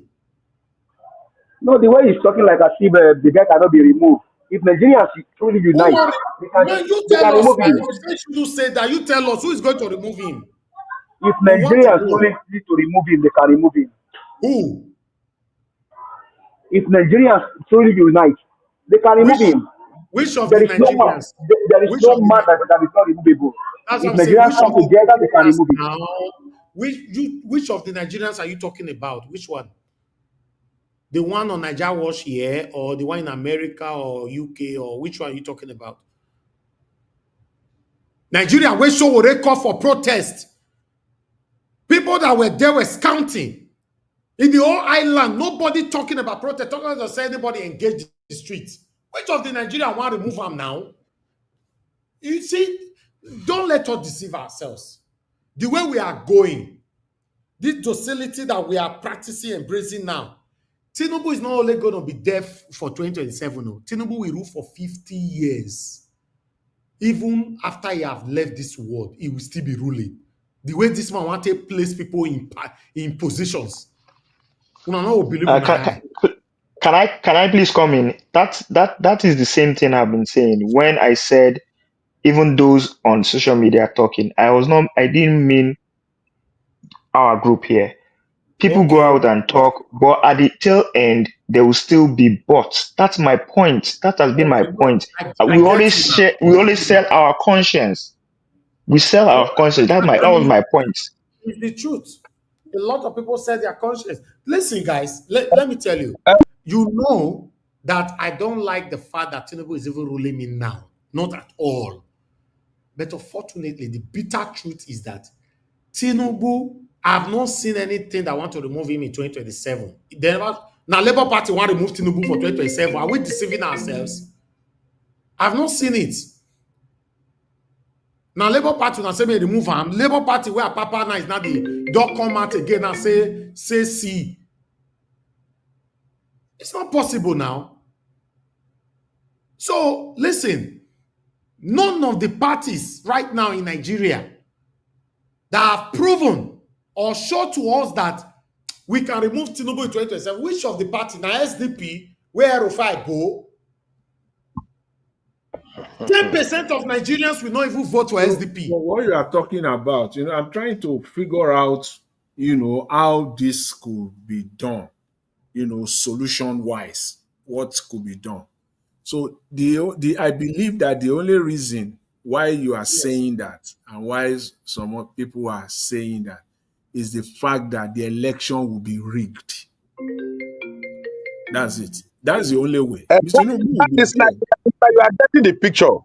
Because Nigerians, I want to cite a case of Edo State. In Edo State, I participated effectively. People came out en masse. They came out en masse. The present governor didn't campaign. He didn't come out. People came out en masse to vote for their choice. But what was the outcome? That's enough to discourage Nigerians. No matter what they do, they are So you think that Nigerians will not defend? You think judiciary. We've said that judiciary vote or as long as a country that judiciary is off, once the judiciary is dead, then the democratic system of that country is dead. That's what we're saying in Nigeria. So you think Nigerians will not defend their vote? We are civilian in military uniform. If I may come out, he's asking, do you think Nigerians will not defend their vote? I'll be honest with you, they may come out en masse to vote. The vote in their polling unit, they will see the scores they have. They will upload it in the IRF. But at the tail end, the IRF will not be used in the courts when it gets to the courts. It will not be used. That's the situation. That's what I said. It is the reason when somebody said we should keep talking. I quite agree with that person. The only solution now, somebody is asking what is the solution. The solution is that every Nigerian should keep talking. As we are talking now, you understand, our voices will go out of Nigeria to West Africa, to every other nations. The international community will have pity on Nigerians. Because the way Nigeria is going now, we just pray that it shouldn't lead to crisis that can lead to civil war. I was telling somebody which African countries, if it happens, if there's crisis, which African countries can harbor Nigeria as refugee? Which African country? International community are you talking about? You've been talking about this international community. It's really, really annoying. Which international community are you talking about? I can help him out. Is it? Let me answer you. Okay. Jonathan, let me answer you. There is a policy to keep Jonathan was the president of this country. It was the power of the United States that removed Jonathan out of power. I know. That's why. I know. Like I said, that is the same power that will not rescue you. You don't need the international community because it's this that so-called international community that kept you where you are. There is a deliberate policy which has been there for decades, a neo-colonial policy to keep you where you are. And that's the policy that even led us to be where we are now, serving them. The so-called Japa policy that made people, even with master's degree, to be doing care work, to be doing all sorts of menial jobs, while they are busy cutting away millions of barrels of crude oil. They are so happy with Mr. Tinubu, and they will do everything to perpetuate him in power. So why are you talking about the international community? Which international community? If I should come in here, I can support his saying that we should cry out to the international community. And the only threat you could put to the international community, okay, I can use EU as an instance. The EU problem has always been on illegal migration. They're always crying about illegal migration. And if you tell these people that if the biggest or the most populous black nation in the world is bedeviled by um, communal or civil or whatever unrest, who will be able to take in refugees of over 200 million people? We are not moving en masse. But once you have a crisis, once you have situation where people need to flee, EU will not be able to curtail the influx of migrants, and that's what he's talking about. I've had this discussion with people in forums in Europe, and I've said it that you people don't like Putin. I mean, the first tenure term of Donald Trump, he said Nigeria is not his priority. I know US may be saved because of the big ocean dividing Africa, the continent of Africa, to the US. But when we're talking about Europe, Europe is they are in great threat if Nigeria goes into any crisis, serious crisis. You know that. So Definitely. you think that lame argument will fly? It Don't will. you think that there Presently, are worse countries than Nigeria? Don't you no, know I'm I've talking put about it earlier? Don't you know we are about talking South about the population. No, the population. We are looking at the population. There are some countries that still have interest in Nigeria. You understand? There are some countries that will still have good interest, whether selfish interest or whatever, in Nigeria, that will not want Nigeria to disintegrate. That is what we're saying.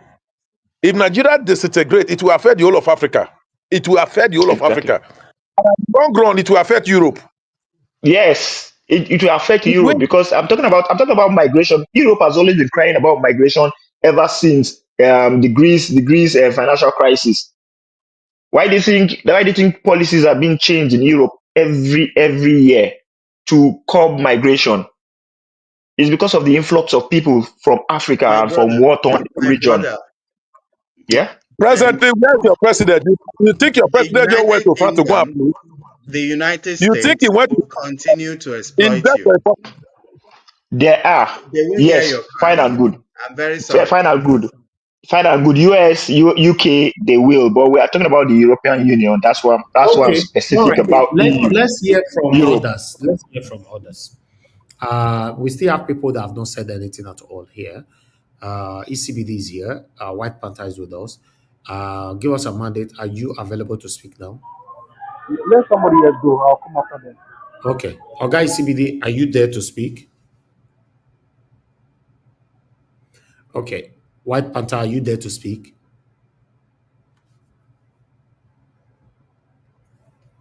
Okay, none of them is available right If now, they're so I'll not there, just give come me back again. opportunity. I have a lot of things to say tonight. No. Just hold on. Mr. Jonathan, please, your final submission, sir. 2 minutes. Yeah. We're already 3 hours, 30 minutes. We need to round up.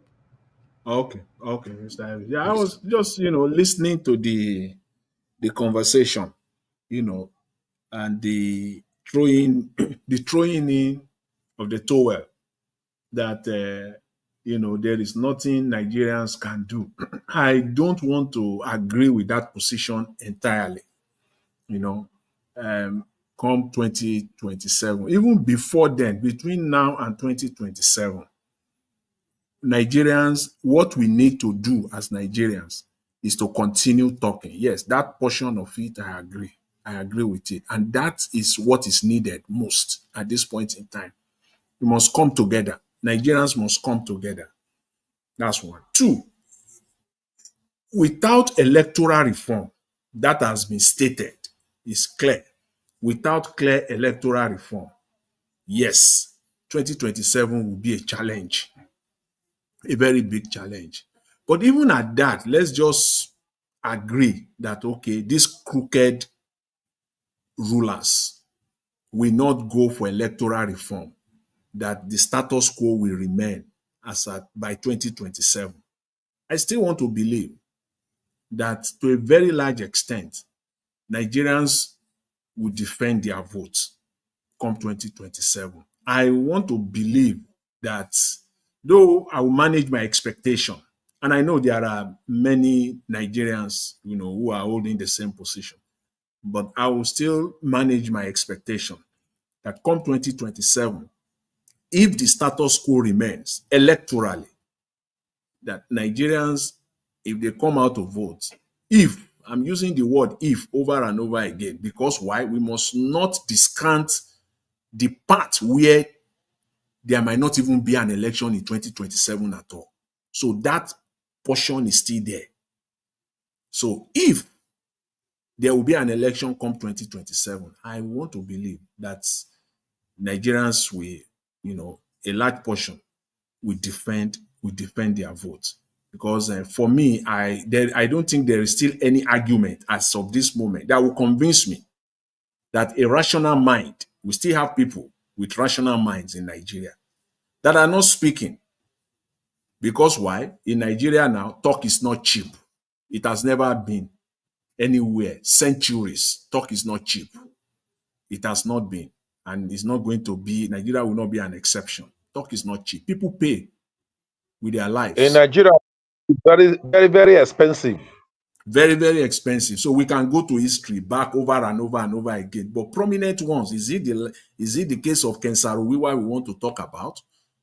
Is it Delegiwa? So you can go back on and on and on and on. You can list them that people have sacrificed their lives for talking or standing up, for the people. So I want to believe that come 2027, Nigerians will defend their votes.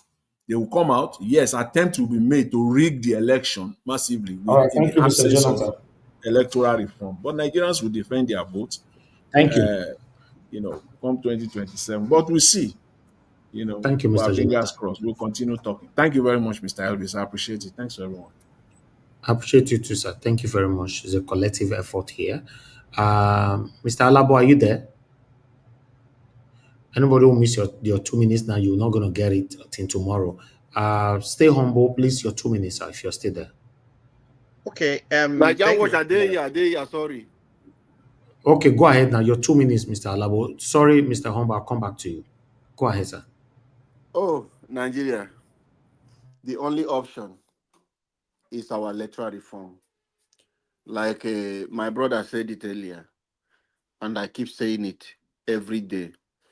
Without electoral reform, there is no way we can get it right.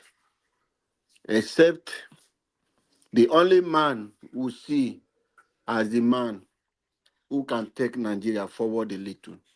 We know it is not easy, but we know from him he's going to do something. Except if he's ready to say he's going through all means, like the way the president of Ghana said that he's not going to go to court, that he's going to defend his vote. And the current sitting president understands that language. Except Peter Obi will tell us he's going to sit down and defend his vote. Then, for me, I can sacrifice to say we can see what we can do. But outside that, to say he's hoping that the same INEC will do the right thing, I don't think so. I have said it time without number. If the man who was not as a sitting president work against all us, and today is the sitting president, there is no way you can take this power from him. Except Nigeria will stand up and said, no. How many van? How many has the security agency? Put all the security agencies and parastatus.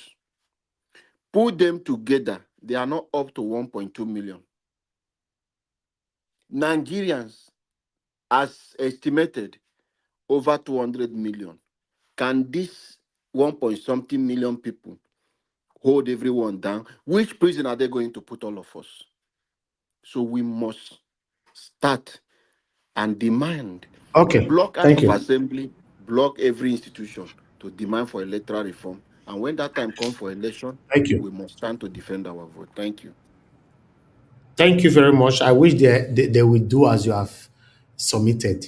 But fortunately, not be the same Nigerians we they see for years. So. All right. If not be small, I will say my carry camera, enter my car, my drive out this evening. I go show now. Wait till they stop for town. But because of the insecurity, it's not safe. These people, forget, I beg. Obama, I beg. No, sorry. Before I come to Okay. Obama, stay humble, please. Your 2 minutes, sir. Okay. Yeah.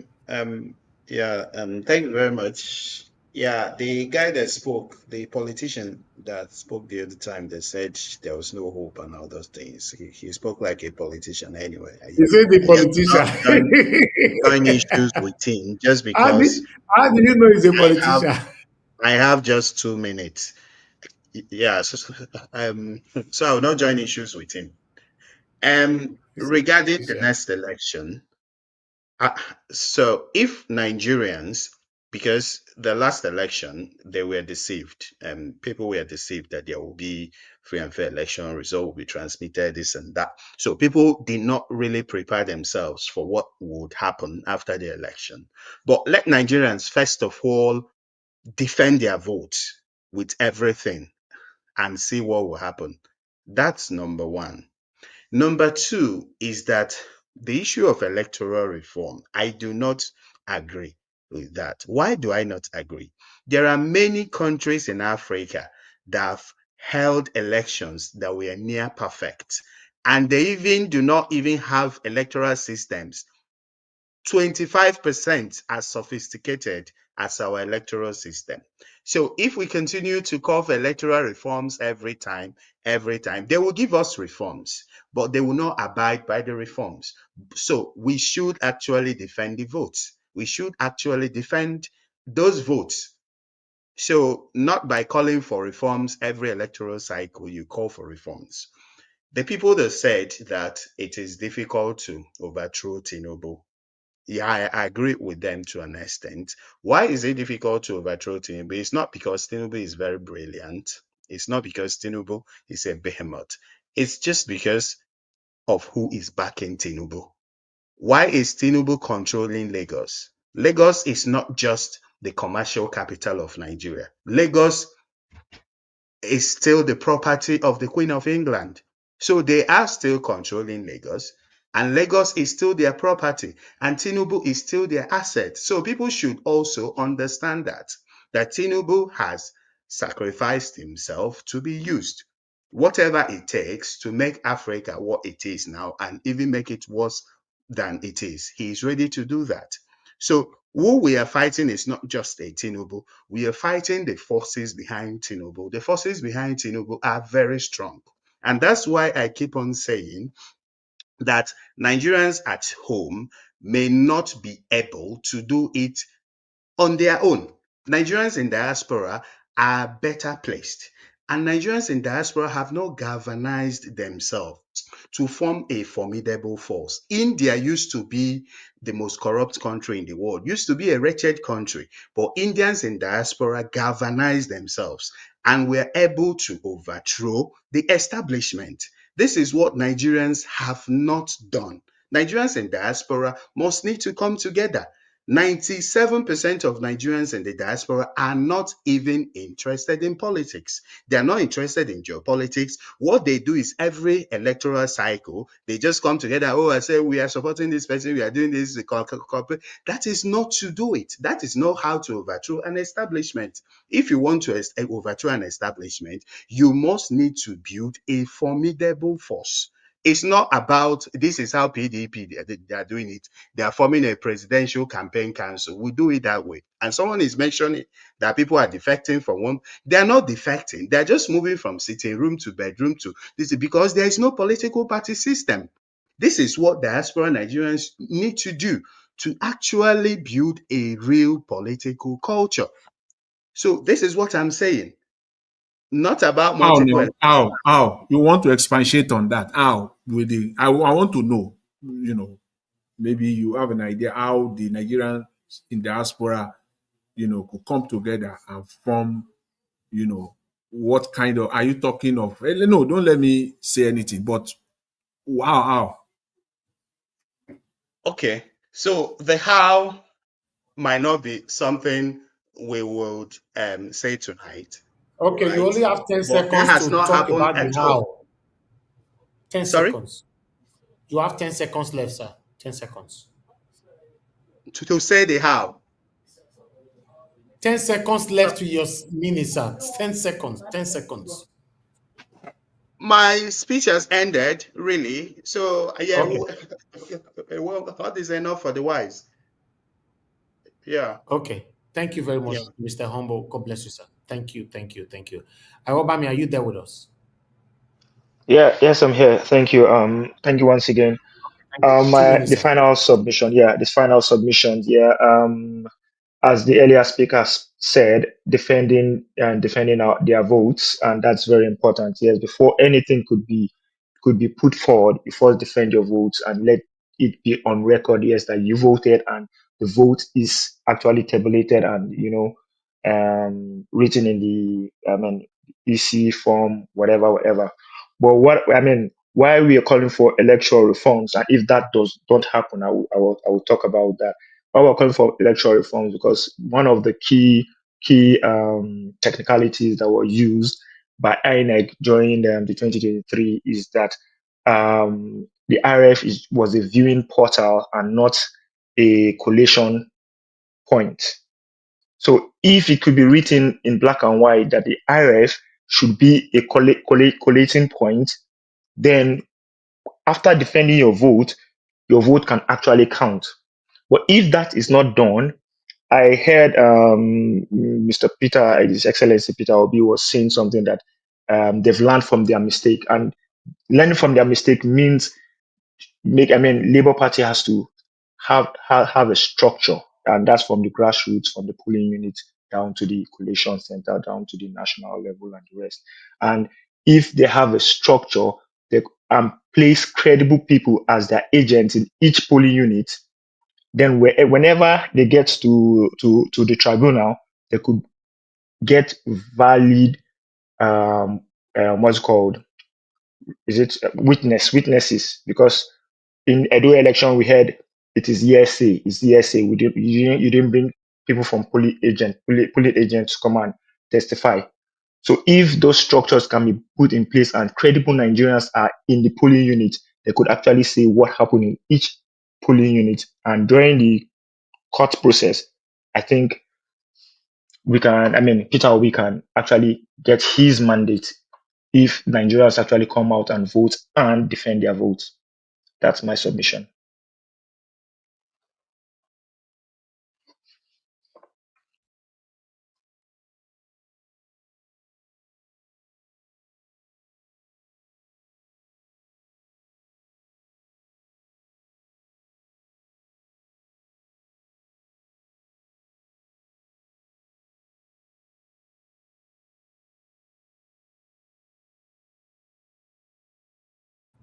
Can anybody hear me? Yeah. Yes. Okay, thank you. Thank you very much. Um, okay, let me come to Guy CBD once again, if you are there. Okay, I thought it's my turn. Hello? No, not yet, sir. Hold on. Guy CBD, are you there now? Yes, good evening.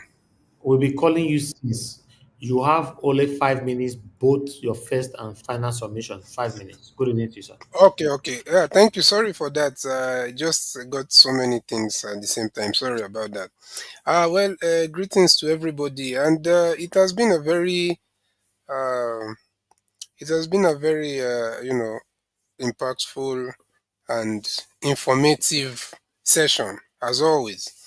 And the only thing I can say personally is this, especially with the thing about Idris. Idris has transitioned from just being a musician or an artist to, talking about social issues and social political issues and everything. And yes, the only thing in this society now, or in this present generation of internet, social media, and everything, the only thing it's going to do for him is even make his song more popular right now, and everybody's going to even want to listen. His name at least will be out there again. So, and it's just to show you how far that we're falling as a society. And we think it was so bad during the time of Buhari, but just look at what is happening now. It's like it's unbelievable. You would think that, people, during the time of Buhari, people used to say things like, because of, they're not exposed, a lot of. But what is the excuse for people that allegedly or supposedly had all the exposure and everything? So, but look at what is happening now. So people are not, the freedom of speech is no longer there. A lot of things, people they are saying that if you even say some things, they will come and carry you. That's just how it is. Even some of us, we can't, as much as we want to even be so free to talk our mind, you also still need to think about what if you land now in the airport and this. So a lot of things. And it's just quite unfortunate that we have gotten to that place. And look at the nepotism, you know. We even think that Buhari had the worst nepotism. I'm telling you, this one has surpassed Buhari's one times two. Because at least then they were a little bit of, they can even pretend a bit. But now, just look at the appointments. Even the man that came out to debunk, they are debunking without, they're telling you that people are from different, geopolitical, from different zones. And all the different zones is still the same tribe. And it's not even about it's not even about the tribe. If you're even bringing competent people, that would be okay. Maybe these people are so competent, they might be from the same tribe of their, but is incompetency. Look at somebody like, is it Reno Omokri that they are nominating for ambassador position, FFK, all those people. So it's very sad where we have gotten to in that country. It's very, very sad, you know. But there's nothing much we can do. There's nothing much we can do. So the only thing is we just have to keep. And yeah, the person that spoke about, um, I think it was Magnus Oraka, the man you played. I agree 100% with everything he said about showering. I think the last time I was there, I also spoke something similar to that. But at some point, we need to ask ourselves, what are you working for exactly? Because yes, we have seen, many of us, even previously, to be honest, I don't even, my trust level for sure is very low. But with some of the things he has been doing, he has been putting himself out there, you'll be like, okay, maybe there's something here, this guy. But I will still stand by saying that if Showore knows One that he's minute more. standing for the people, then there is no reason at all to just, even if you don't like Peter Obi, or even if you don't, then it's better you even keep quiet.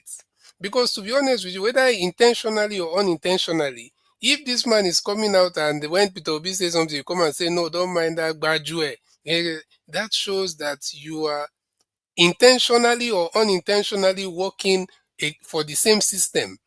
Maybe you don't know it because I doubt you won't know that. Someone like Showori, I don't. So, if you, to me, if you keep on speaking against Peter Obi that has never even come out one day to talk about you in a negative way, then that shows that you All right, thank are you. not on you're not on our side.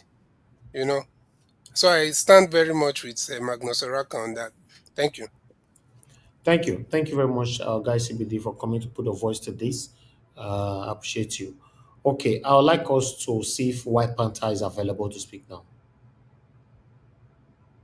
Okay, still not there.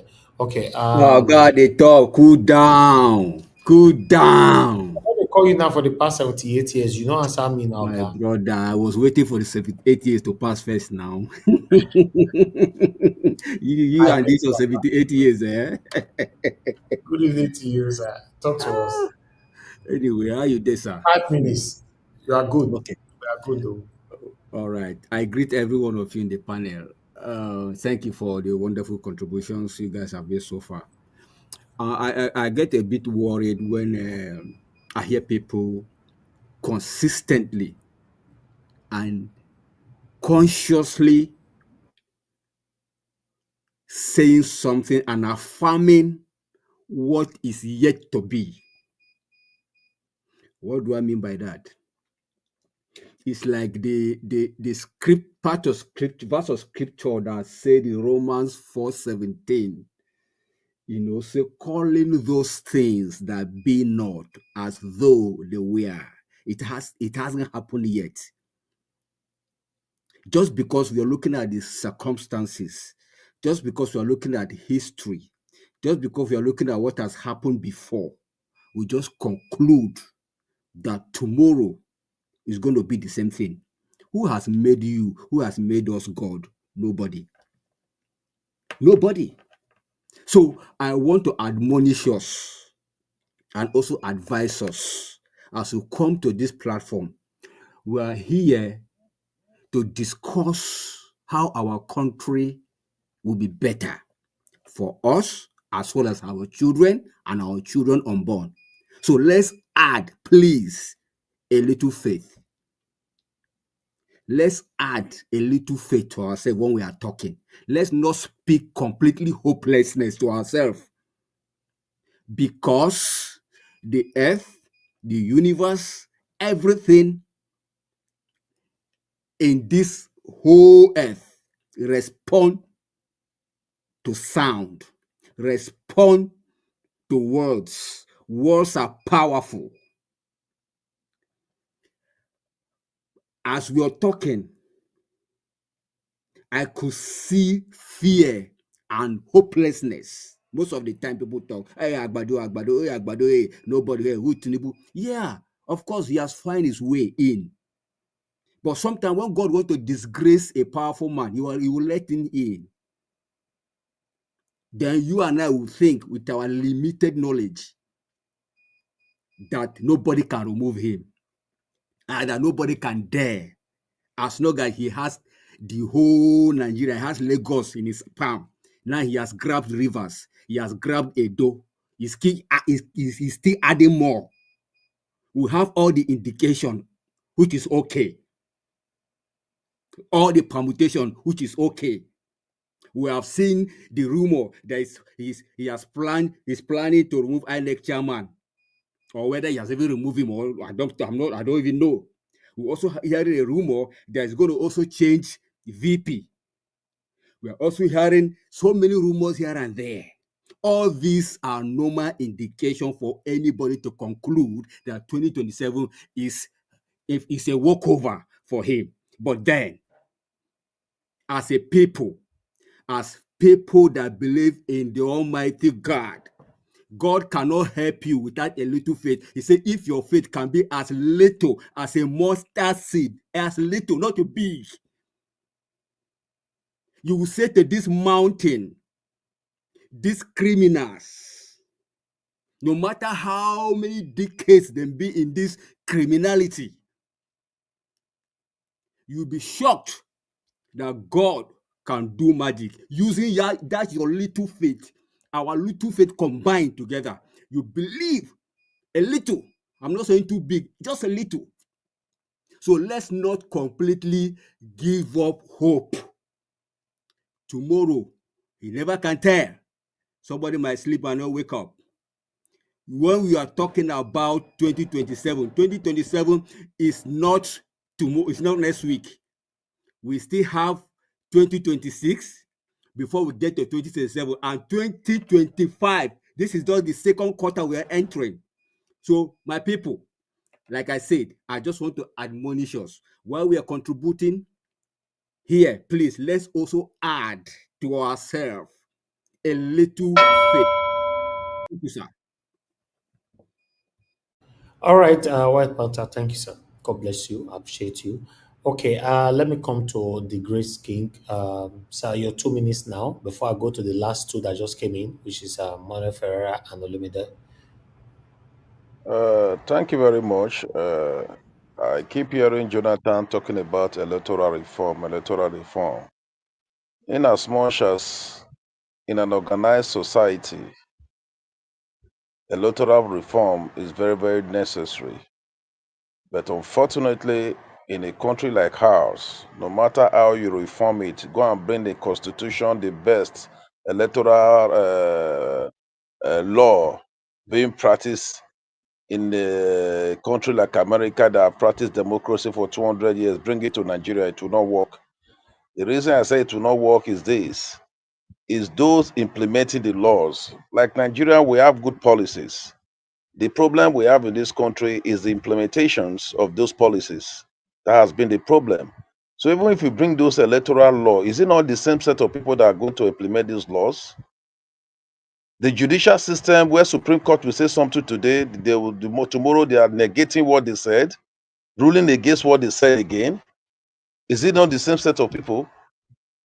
So the issue of electoral law, the where Nigeria, where the basic challenge we have now, I keep saying is the judicial system. If the average politician is aware that the judicial system is very, very viable, all this manipulation will not be, whereby you just see them telling you, go and do whatever what you want to do, rig by all means, let them announce you. And next chairman, announce whatever, just announce anything, let them go to court. We are the owner of the court. How do you practice democracy in such a manner? I keep using Edo State as a case study because I told them, I said, whatever happened in Edo State, they've set a wrong precedent that people will be referring to for a very, very long time.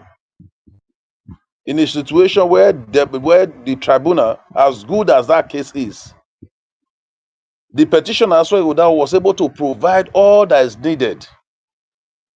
The section 137 that ought to be an advantage to the petitioner was what was used against the petitioner in the final judgment. Section 138 fully stipulated that it shall not be necessary for a party who allege non-compliance with the provision of the Electoral Act for the provision of this act for the conduct of election to call oral evidence if original or substantial copy is not compliance.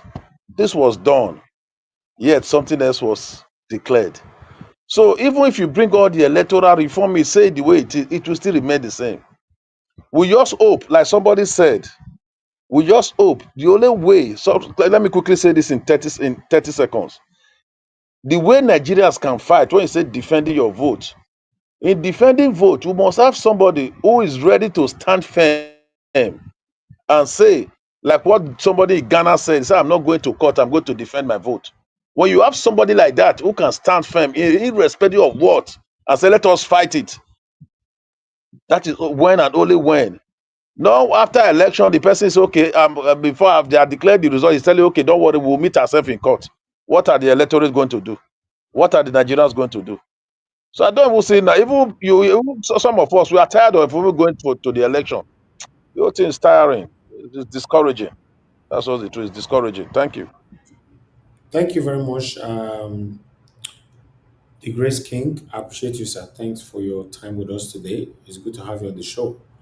I'd like us to move on now. We have two people here. The next person is supposed to be Monde Ferreira, but let me prioritize Olumide first because he's at work. Olumide, are you there to speak now? Thank you, Elvis. Thank you. Thank you. Good evening to you. Thank you for all that you do. I appreciate you. Please talk Thank to us. you. Good evening to It you. is You good have to five be with minutes. you. It is good to be with you guys once again. Thank you. Um, I mean, we keep talking about our country over and over and over again. I mean, but I just thought I jump in and chip in my own bit because of mostly because of what somebody said about electoral reform. So, but first, Elvis, I want to say something that you owe me an apology. The reason why I say you owe me an apology is because I bet tell me. the reason I say that is because you threw me out of your platform at one point in time, you know, and I never knew that this day will come that I would say, well, I told you so. I remember those earlier days when I used to come regularly on your platform and I spoke out against and called the Fulanis by the name for the killings going on in that country. And then you will Mm-hmm. shut me down and say, no, don't call them. Don't call them S-men. Don't ethnicize it. Don't ethnicize it. Do you Exactly. see now? Do you see now what is happening? That until it hit Uromi, where I really owe you apology for that. I apologize. so when we are saying that I apology accepted and I do appreciate your being honest and your truthfulness and please keep it up. You know, that is how we can fix the country. You know, even though These somebody people, like you me, can't defend them. These people are terrible, man. You can't defend them. no, yeah, you see, the whole thing is we have to be honest. So the kind of honesty that we show each other on this platform, on social media, on this platform and different platform, is what is lacking in that country. They are pretending to themselves that all is well when all is not well. We have told them if Tinubu means well, even though he rigged and robbed another man of his mandate, if he meant well, I am as a Yoruba person is saying that if he really meant well by not just the Yoruba people, by all the other ethnicities that is composed in that country, he will quickly call a roundtable talk and fashion out a new constitution that is based on on the right foundation, on truth and honesty. That was the courage that Goodluck Jonathan lacked. He tried to pull a conference instead of seeing it to the end. He tried to play politics with it. So and now we all know now that Tinubu is not interested in fixing anything. They are only interested in sharing money, maintaining the status quo, and then handing over to the next person. And then the rigmarole continues over and over and over, and we continue to live. People continue to live in abject poverty. And at the end of the day, it is not just affecting the Yoruba person. It is not just affecting the Hausa person. It's affecting every one of us living in that space. And only a few selected people are privileged. That is not how to run a country. That is not how to live as a people. But now, coming back to that issue of electoral reform, the issue of electoral, we should stop chasing what is not lost down a rabbit hole. We have done option A4, we have done, name it, every technology. The what needs reform is our mind and our brains and our hearts. As long as you have these wicked people who don't mean well, they will look for every way to manipulate and then use the corrupted judiciary to rubber stamp their wicked and criminal ways. We have seen it over and over again. So they don't mean well. So forget it. As long as you and when you say the people should guard their votes, in any civilized society, in any lawful country, the people who guide and maintain law and order is the police. If you are now asking the people to come out, we recently held a provincial election where I stay in Canada, where the province is equivalent to the states back home in Nigeria. There was even no police at the polling booth, but if anybody was to make trouble, they will call 911, the police will show up. There's no need for anybody to take law into their hands. And if people mean well and they want things to run, it will run very well, it will run smoothly. But because they want to rig, it's all about resources, resource grab, it's all about sharing money. That is why our system of governance has not worked, even though we should begin to feel begin to feel the effect of governance right from the local government level. The state governor has no business going into projects that should be executed at local government level. The state governor has no business executing projects that should be executed at the local council level. You understand? So it is so funny when they begin, but because they want to steal money, we know all this. We have lived in other places of the world that we have lived, we see how things are done. Because they don't want things to work, they will continue to prevent a free and fair election. So my brother, that is just my own bid. It's unfortunate that we are where we are today. If in 2027 they can, and I know these people cannot what the last caller said. The problem of the country is all of our institutions. It's not just the judiciary. The judiciary is corrupt. They've been bought over. They need to be cleaned out. The police, every Thank of our you. institutions is corrupt. So I rest my case here. Thank you. Thank you very much, my brother Olumide. God bless you. Yeah, sometimes what we don't know, we can try, to defend it, just at least for the sake of my platform. But today, I've got to realize that these people are terrible human beings. For example, this video that I'm going to play here, apart from what happened in the state or what is happening across the country right now, you know. But these people now, they have grown confident to the extent that they can now do and undo, record themselves, showcase their faces, post the video on social media. And the government are not doing anything about it. Government are chasing, people that is harmless. You are banning Idris music, you are shutting people up and all that. Watch this video. ina zuwa dai a wani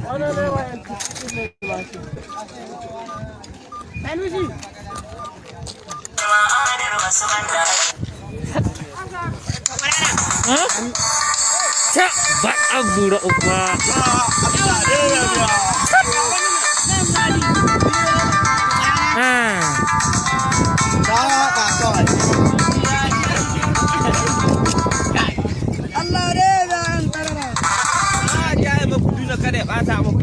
da Allah wasu ha Allah wani kawo min waka ga yanki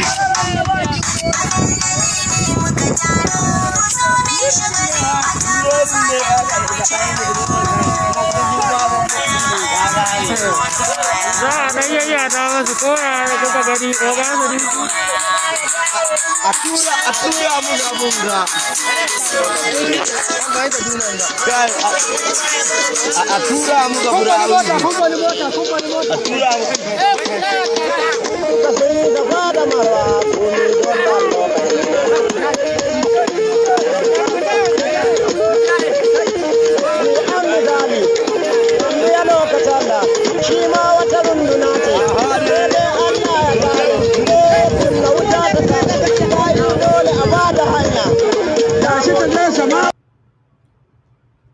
That's a very long video right there, but I have to stop it right now because at the end of the day, this will not be see finish. This will not be see finish for our country. Finish now, Mr. Elvis. See finish. These same people will be counting their money and they will record it and post it on TikTok. Now, But look, you know what? they've captured a whole community. A whole community captured. They are showing their faces, and we have government. Do you even know that they are not speaking Hausa? Sorry, they are not speaking Fulani. They are speaking Hausa. So what they have done is that they now when they come, because Fulani, they have their own language, but they are speaking the general Hausa language and doing all of their shenanigans that they are doing. So now with that, you're not able to separate them from Hausa and things like that. Very sad. Oga Ferrara, please talk to us. Yes, so greetings, so Mr. Elvis. If you allow me, I'm ready, but let him go. I'll come after him then. Okay, that's fine. Oga Ferrara, go ahead, sir. Okay, greetings, so Mr. Elvis. Olumide, my brother, I greet you. Mr. Elvis, yesterday na my own birthday. I got drinking I they go do after this show. Today, tomorrow. Happy birthday, sir. Happy birthday to you. On the subject matter, I love this conversation. You guys are having a great conversation. God bless you, Elvis. You're doing a great job. And don't forget, you're still coming to my own show also to come. We go talk one day once I just get everything stabilized. Number one, when we come here to talk, it is important the type of words we use. We can't afford to kill hope. Talking is good because talking creates hope. So we have to keep talking. I agree, but, and that's a big but. Hope is not a plan. That's number one. Number two, Nigerian problem cannot be solved by foreigners, whether America, US, all those with those. I'm not being abusive, but all those with those colo mentality that without the foreigners, we are doomed. We are doomed either way, but they are not the ones that would lead us to the promised land. We have to do our job ourselves because the South Africans did their own job themselves against apartheid, despite not having the support of the Westerners. Number three, reform or no reform. Olumide is right, and some other people are right also. We need reform, but be careful what you ask for with the current system we have. If you say you want reform, electoral reform, they will give you something that looks like a reform, but it's not really a reform. And then they will gaslight you again, and you will go into another election just like they deceived you in 2023. So we do need reform. We need electoral, we need judicial, we need constitutional, we need all forms of reform. But be careful what you ask for. That is reform or no reform. That's number 3. Number 4, what are the facts on the ground? Yes, we are talking. I listen to people, not just on this medium. This medium is one of the best medium. This medium, I don't want to be advertising other people's medium, Mayego and all the other, they are doing good job. But when you go to listen to Nigerians on Twitter, my God, or on the internet and some other medium, my God, yes, they are talking, but they are having the wrong conversation. They are having the wrong conversation. Nigerians are having the wrong conversation. It's not a question of whether talk is cheap or not. It's a question of having the right conversation based on the facts on the ground.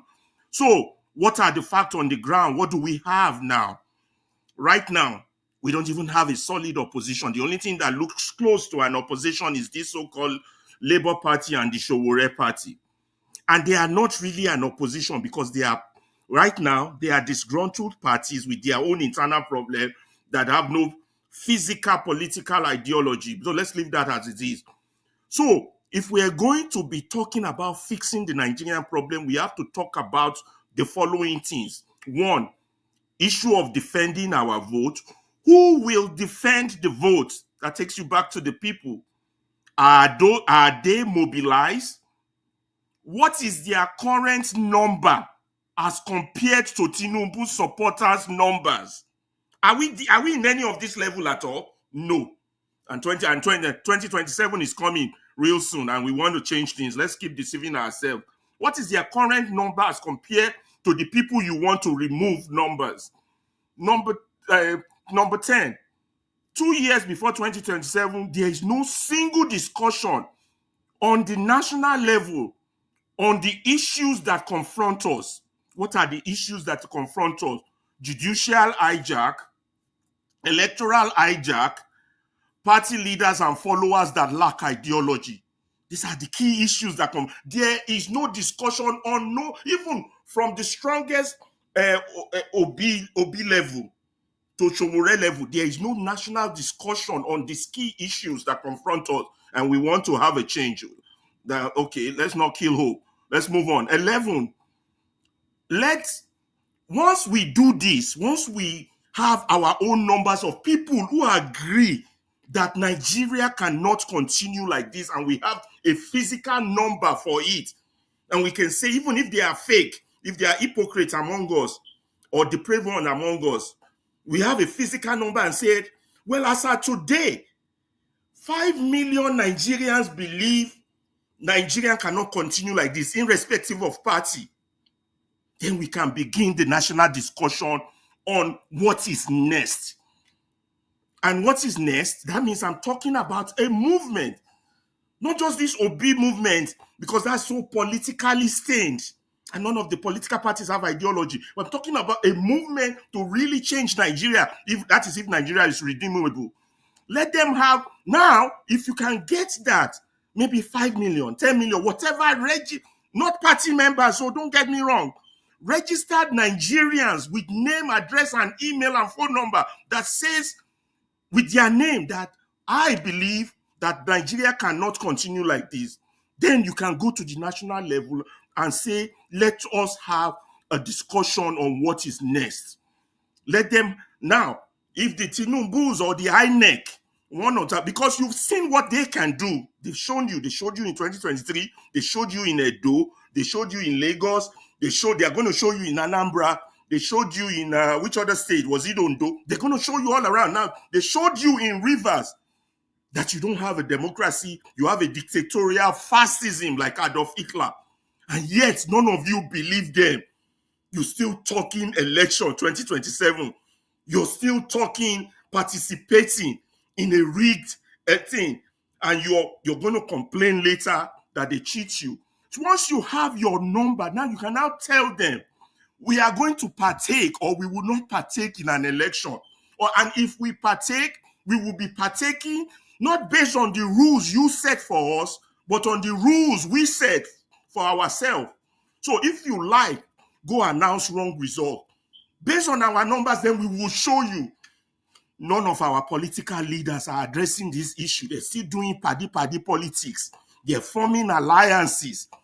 Nobody is talking about the key issues that confront us: judicial hijack, electoral hijack, constitutional hijack. We have fascism.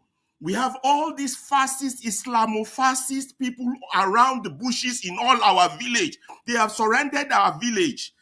They are taking all our money as ransom, weakening us, so that when they finally launch their final attack to take our resources, we will be so poor, we won't be able to defend ourselves. We are not talking about these things, and we are talking on Twitter. None of this conversation is on this ideological important level. So fascism or Islamofascism, begging will not stop them. Begging will not stop a bully. Appealing to a bully will not stop them. Recognizing them will not stop them. You have to come with a plan to confront them. Let me end by saying number 13. There is more to say, but revolution is not a destination. It is a process. And as of today, we have not started. Yes, we should talk, but we need more. We need to plan. We need action. We need reaction. And most importantly, we have to prepare our own people who are on our side.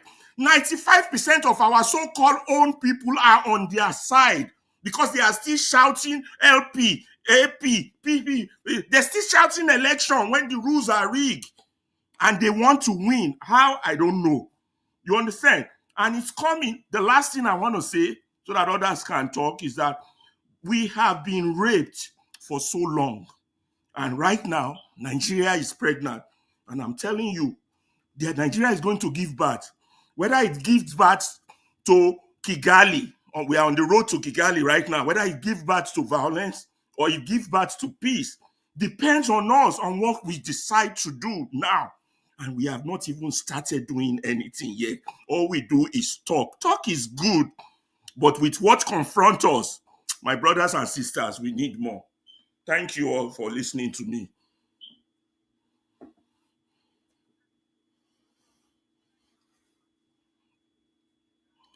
Elvis, are you there? Yeah, Mr. Alabo, yes, so I said, Mr. Ferrara, thank you. I'm here. Thank you very much for that wonderful submission and illustration, over how most people are pouring out their plight on different platforms, but they are not saying it or pouring out the right message, Thank you very much. Not that I'm not seeing them. Sometimes I just pass, everybody's complaining, but you are not passing the right message. Thank you for passing that on here because some of them might be listening to us or play back this video later on. God bless you, sir. Thank you so much. Thank you. Give us a mandate. Are you available to speak now? I just watch. I think say you call me. Oh. Give us a Can I? mandate. It's not there. Who's talking? Naja watch. Nalabo. I think say you call me.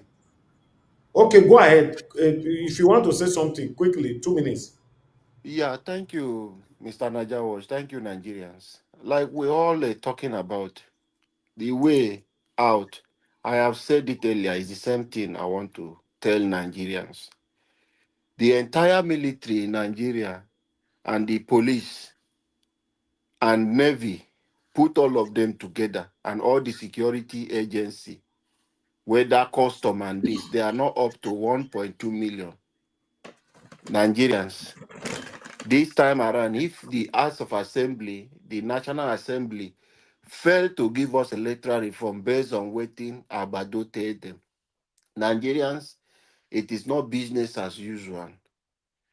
I have said it earlier that the Ghanaian president, who is currently sitting today, said he went to court last time, they robbed him through the court. He said this time around, we want to finish everything on the field. And there was tension in Ghana. They could not rig him. The incumbent could not rig. How many of us they won't put, which van they won't take carry anybody? If over 200 million of Nigeria come out, let us remove every fear. We will take back our country.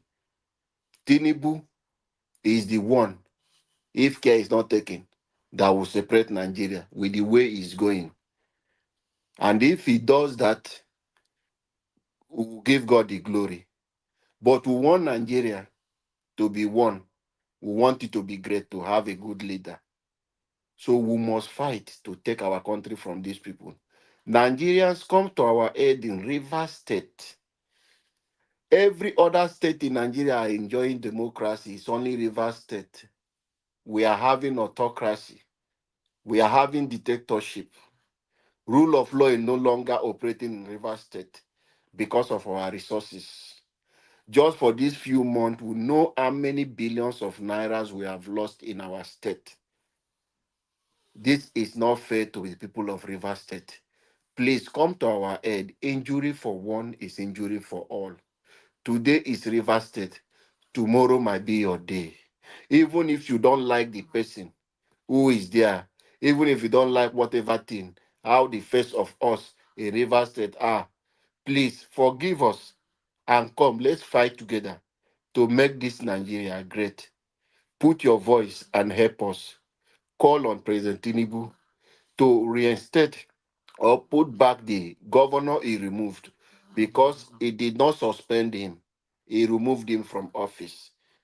He should put him back and allow us to enjoy dividends of democracy in our state. God bless you, Nigerians, and God bless Nigerians.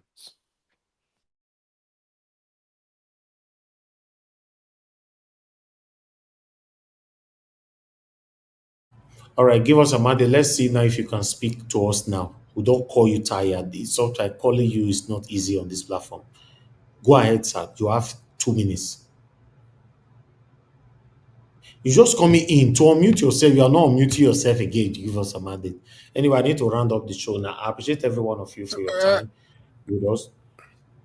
Who is talking? Senaja Watch. Sorry. Can I quickly say something? Maybe if there's time. Go ahead. 2 minutes. Go ahead, sir. Quickly. Yeah, thank you so much. Well, I don't know. It's more like the brother that spoke before the last speaker. Yeah, it's good. He made a lot of points that I agree with. But when we're talking about we need millions of people to register, we need all that. But at the same time, the electoral reform is very important. But if not, what are you registering for? And if you say we need some kind of revolution and all that, at the end of the day, there must be like there must be like a face to all this, or there must be like someone that at least that I said it's important, but you can't go to the national level if you don't have your backup team, army, or people. Once they know you have numbers, I'm telling you, that's where negotiations start. Who is going to do this reform for you? You think these politicians will do it for you? When they see I'm that you are saying like, divided among yourselves, you think they're going to do anything? They would only so do it when they see who is behind you. What is behind you? So who are you referring to? Or who are they supposed to see? That's the question. Are you talking about the whole masses or the youths, or who are you referring to? Everybody right now should be an active citizen. Those who call Everybody. themselves Nigerian political opposition leaders should be having the right conversation, the right mobilization, the right talk. When ANC was in place, it wasn't talking about running for political office, but dismantling apartheid. Now we have what is worse than apartheid. That's what every opposition should be talking about. We want to dismantle this system, and we want to start. And when they would ask you and which army, and then you show them your crowd. So in Then your if they opinion want to now, confront you, then they can come and confront you. But when you don't have a crowd to show them, you want to make demand, they will laugh at you. I'm not disagreeing with you, but I'm just saying, in your opinion, who are you looking at as that person that should have that army behind them? There should be meetings. The likes of Obi should be going to talk to the likes of Kanu in prison, the likes of leaders that you can, those who are not even partisan or politics at all, go and recruit them into your movement and let them know that you need them. The country needs them. Their children needs them. Yes, I think I get you clearer now, because it was like an open statement, so I wanted to know exactly who you're putting there as someone that Yeah, should not have just that to be the likes of Showore, any pastor, anybody that has a medium, a podium, a microphone. Your country needs you. Even you, bro, even you. That's There why is I actually started a radio question. station, because I've been looking Yes, at the problem as we got to keep talking and educate our Mhm. people. This is not going to happen by just complaining. like me, I've dedicated my Facebook platform, which I have over 100 and something followers, just for electoral reform. You can do, you have your followers. We have our audience. This message will continue to push it until it get there. We need to wake people up. There is something that called engagement. Engaging with people is very important. It does not matter how many times, how long you keep engaging. You must keep speaking that language, saying it until you get it to the right places. They are listening to you. Let us start. That is why I say we can occupy the National Assembly on every state assembly. But we need it first. People need to step out. That is why we continue this preaching. If we occupy, they will do what we want. Yeah, but before we get to occupy stage, we need to mobilize first. We've not even started. We're That still is the talking preaching about I'm talking Apapa, now. Apampa or Rabimbi or whatever that idiot names and the other one. We've not Those even ones are the started. An agents. election is 2 years from now. Who do you They want have to vote sent them to change? come. My fear is that I don't even know. I'm not sure. I'm not sure that INEC. I am not sure that INEC will even accept the court case which Labour Party Board of Trustee are But they going went, to give to but them. Obi and others went to present a CTC copy now of the rulings now. It's as the Supreme Court gave. Have they accepted it from them?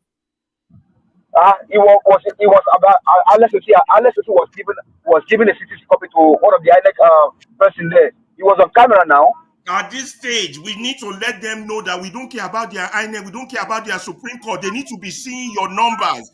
And Rise. honestly, That's the thing. you said, Mr. Pereira, honestly, at this point, if we believe that the power of balance will change things, we are only deceiving ourselves. We're Like you said, deceiving ourselves. these guys, see, when, when you have the like of Tinubu, you cannot ask for anything that is legitimate. These guys, they have ruined everything. So all that we need to do now is to galvanize Nigerians, wake them up. And also, I was saying earlier when Grace the King was speaking that you cannot sit in. If Okay. Nigerians decide to they will sit in, they will All on right. sitting. Let me ask Okay. all of you. How many people can give me a specific number of how many Nigerians believe Nigeria should not continue like this right now as we speak today? Do you have a specific number? Okay. Let's round up. Let's round up. I appreciate you all. We need to round up now. Thank you very much, my people. When we're talking about Nigeria matter, they get us they be. We can never end it. It's all about submission, disagreement, opposing, and all that. So yeah, it's a normal thing. I appreciate you all. Everyone who came into the panel today, Mr. Jonathan, thank you, sir. Mr. Alabo, the Grace King, Sorry, can you allow me a second, sir? Mone Ferreira, Olumide, Kiwomi, and give us a mandate. I appreciate you. Give us a man. We'll be calling you. See, we need to round up now. Quickly I'm go so ahead. sorry. 1 minute. No. I was supposed to apologize that it was my network. I'm very sorry. Go ahead, sir. Okay, that's fine. Thank you. I appreciate every one of you and those of you that supported the challenge today. Peggy Modi, thank you very much, man. I appreciate you for all that you do. Olumide, Kiwomi, thanks once again, my brother. I appreciate you for all that you do. Nobody called in today, so yeah, we need to round up right now. We've missed a couple of people. Madam Busy Brace, we've not heard from her for a while now. Madam Origin, we've not heard from you as well. Mama Ishko, throughout this year, we never hear from her. Then, Madam Love God is by strength, we've not heard from her. See, all are women, all not just women. We are looking forward to hearing from you guys. Whenever you are ready to come back again, I understand Nigeria matter can be very, very stressful. Discussing something that nobody's actually taking any action about is discouraging sometimes. I do understand. Nevertheless, I appreciate every one of you, my people. The comment section, mother for all mommy diaspora. Thank you very much, mommy. I appreciate you for all that you do. Thank you very much for always being there. Abo Azi, thank you very much. I appreciate you. God bless you. Peggy Mode, once again, thank you very much, ma. Oye Desmond, Oyema Gazi, thank you very much. I appreciate you. Don Anthony, thank you. Bex Max, I appreciate you. Thank you so much, my people. Then we have Patience Idemudia, thank you very much. James Ome, I can see you. Love Maduka, thank you, my people. I appreciate you all. And many others right there.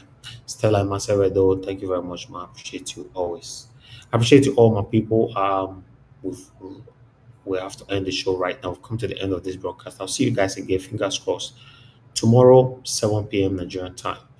Take care, my people. Have a good night, and bye for now.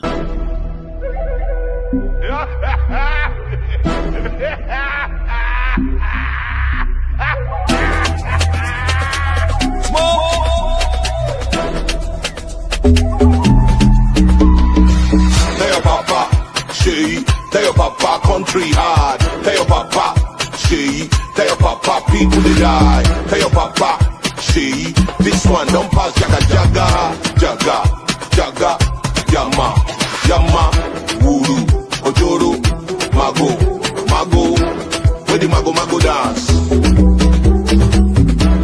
where the wuru dance, where the mago dance.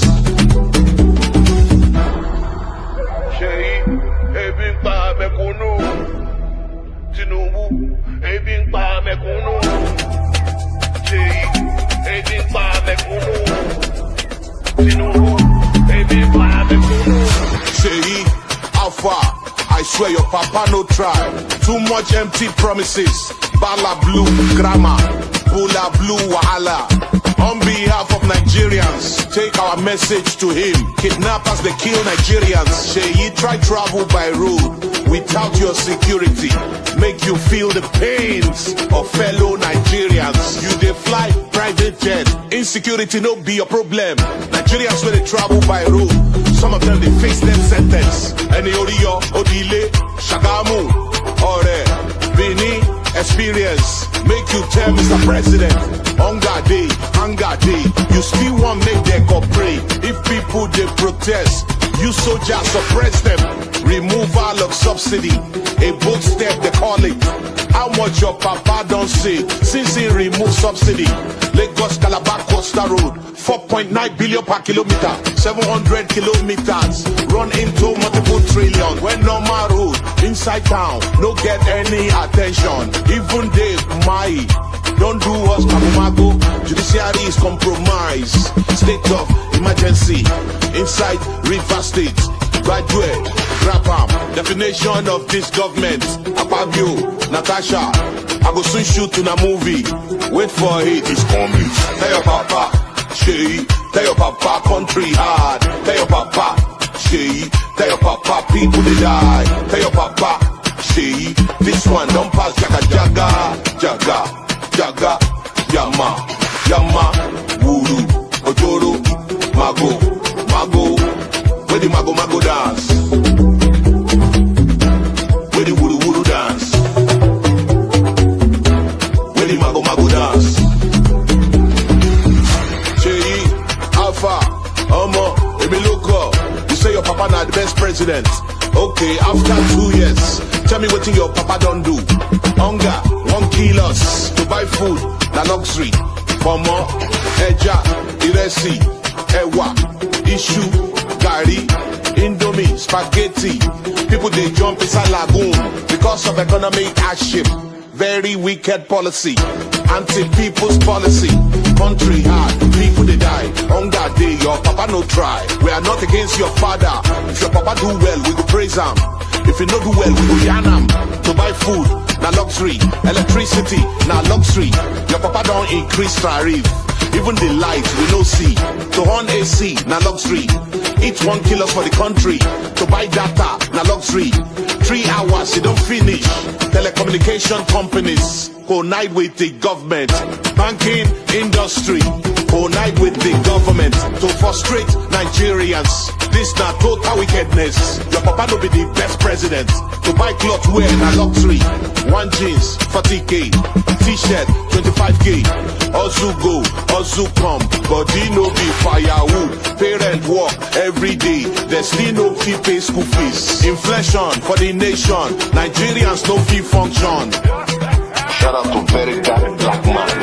Continue to do what you do best. I hear you.